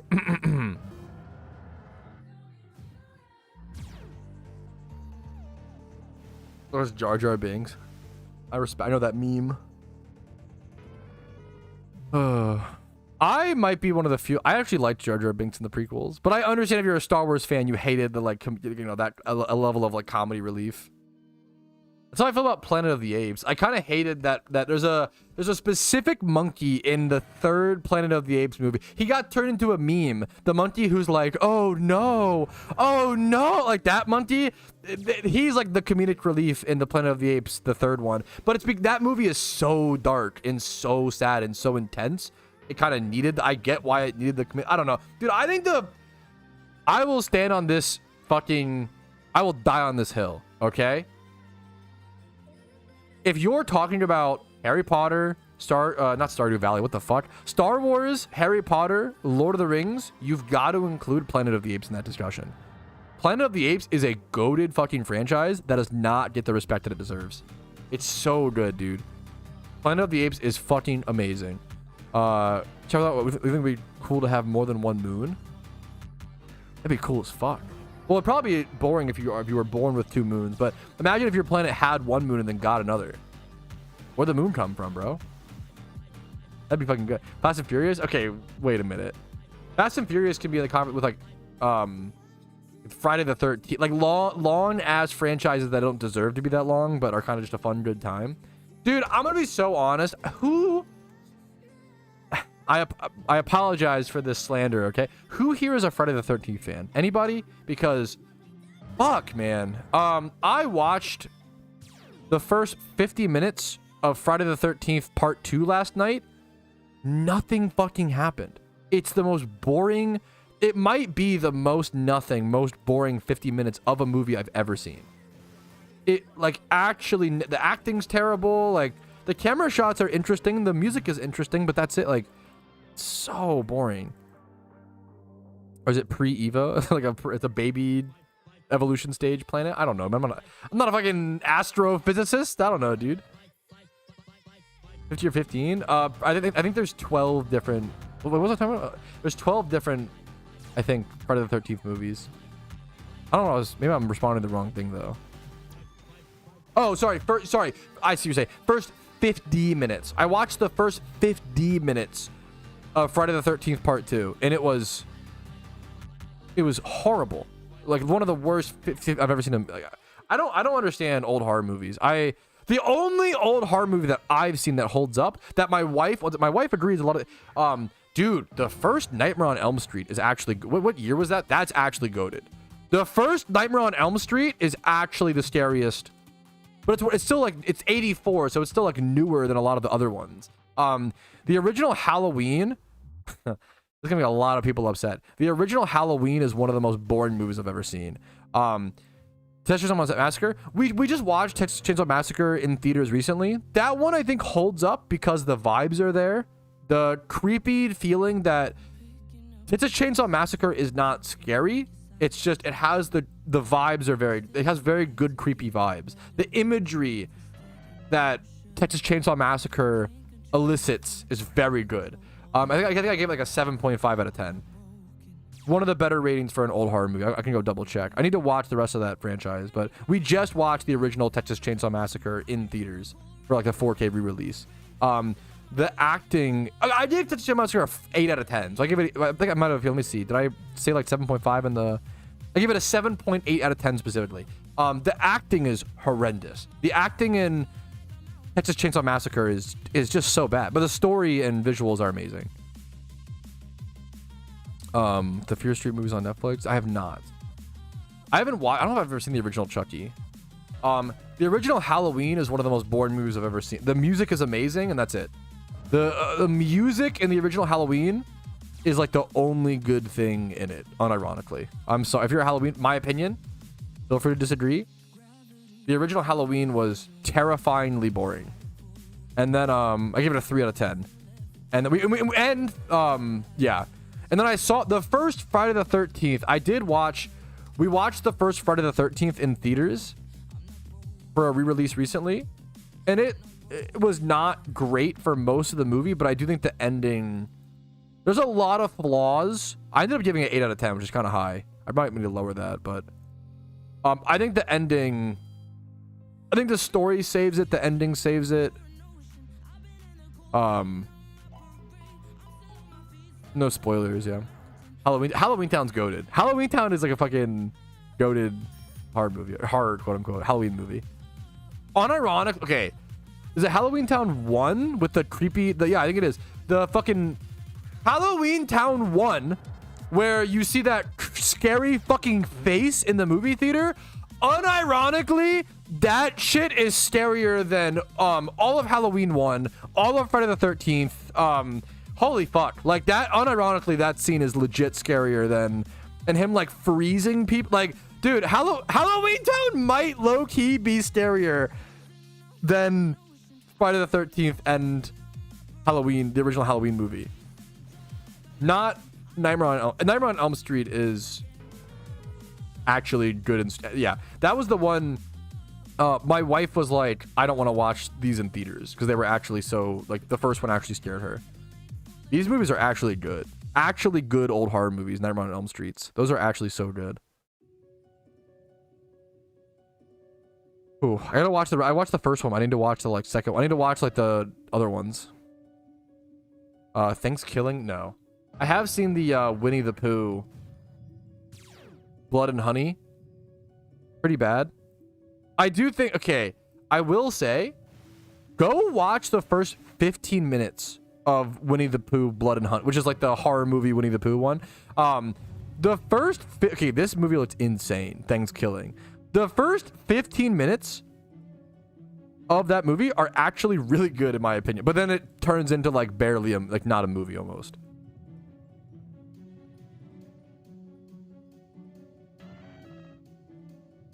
True, Raph, true. True, Atticus, true. The first 15-minute premise is worth it. Winnie the Shiny Bear, true. Teddy Ursa, type beat. All right, fellas. Alrighty though, fellas. Been live for a little over 3 hours. Should be a pretty juicy stream recap today. I feel like a lot of good points were brought up. A lot of good discussion was had. I hope you guys enjoyed it. Like the video if you did enjoy it. Dislike if not. Subscribe to the channel on YouTube for daily Pokemon videos. I do upload every single day. Follow on Twitch for streams Monday through Thursday at 12 p.m. ET. Discord's down below. Twitch Primes, Twitch subs, YouTube memberships, all that jazz. Factor if you want to go above and beyond and support the stream, support the content the best possible way. It is greatly appreciated. Event season is coming around, fellas, but I want to leave you guys with the just try to spread one piece of kindness today, one piece of love. Go tell somebody you love them. Go compliment a stranger. Do something, man. Obviously, weird day for the world. A lot going on. I love you all very much. Have a great day. Have fun. Distract yourselves as much as you can to some extent, and also just remind everybody that you love them, you know, do that sort of thing. I love you guys. I'll see you later. Have a great day. Have a great night. Play PokeMMO. Enjoy yourselves. Peace, Reno. Whew. A double salute. All right, I'm gonna raid someone on Twitch if you want to stick around for like 2 seconds and spam some smiley faces. Make somebody's day. It means that's a great way to spread some love, man. Speaking of spreading love, a quick little Twitch raid, man. The cute little thing to do. But I will see you guys Monday. Or I might do a catch event stream over the weekend. We'll see. Either a weekend catch event stream or Monday. I'll see you guys soon. Peace. Thanks for being awesome. Thanks for being so fucking understanding. You guys were so understanding today and so like smart and emotionally intelligent. Appreciate that. I'll see you guys later. Peace, Reno.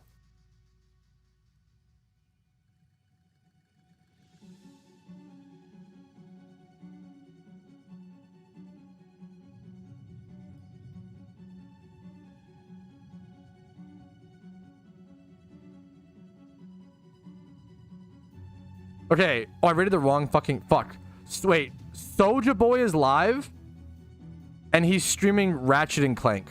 That's... I feel like that's gotta be... That's so fucking funny. I feel like I've gotta raid Soulja Boy. Like, that's actually fucking hilarious. Bro is streaming Ratchet and Clank. All right, I'll see you guys later. Have a good one. Peace, Reno.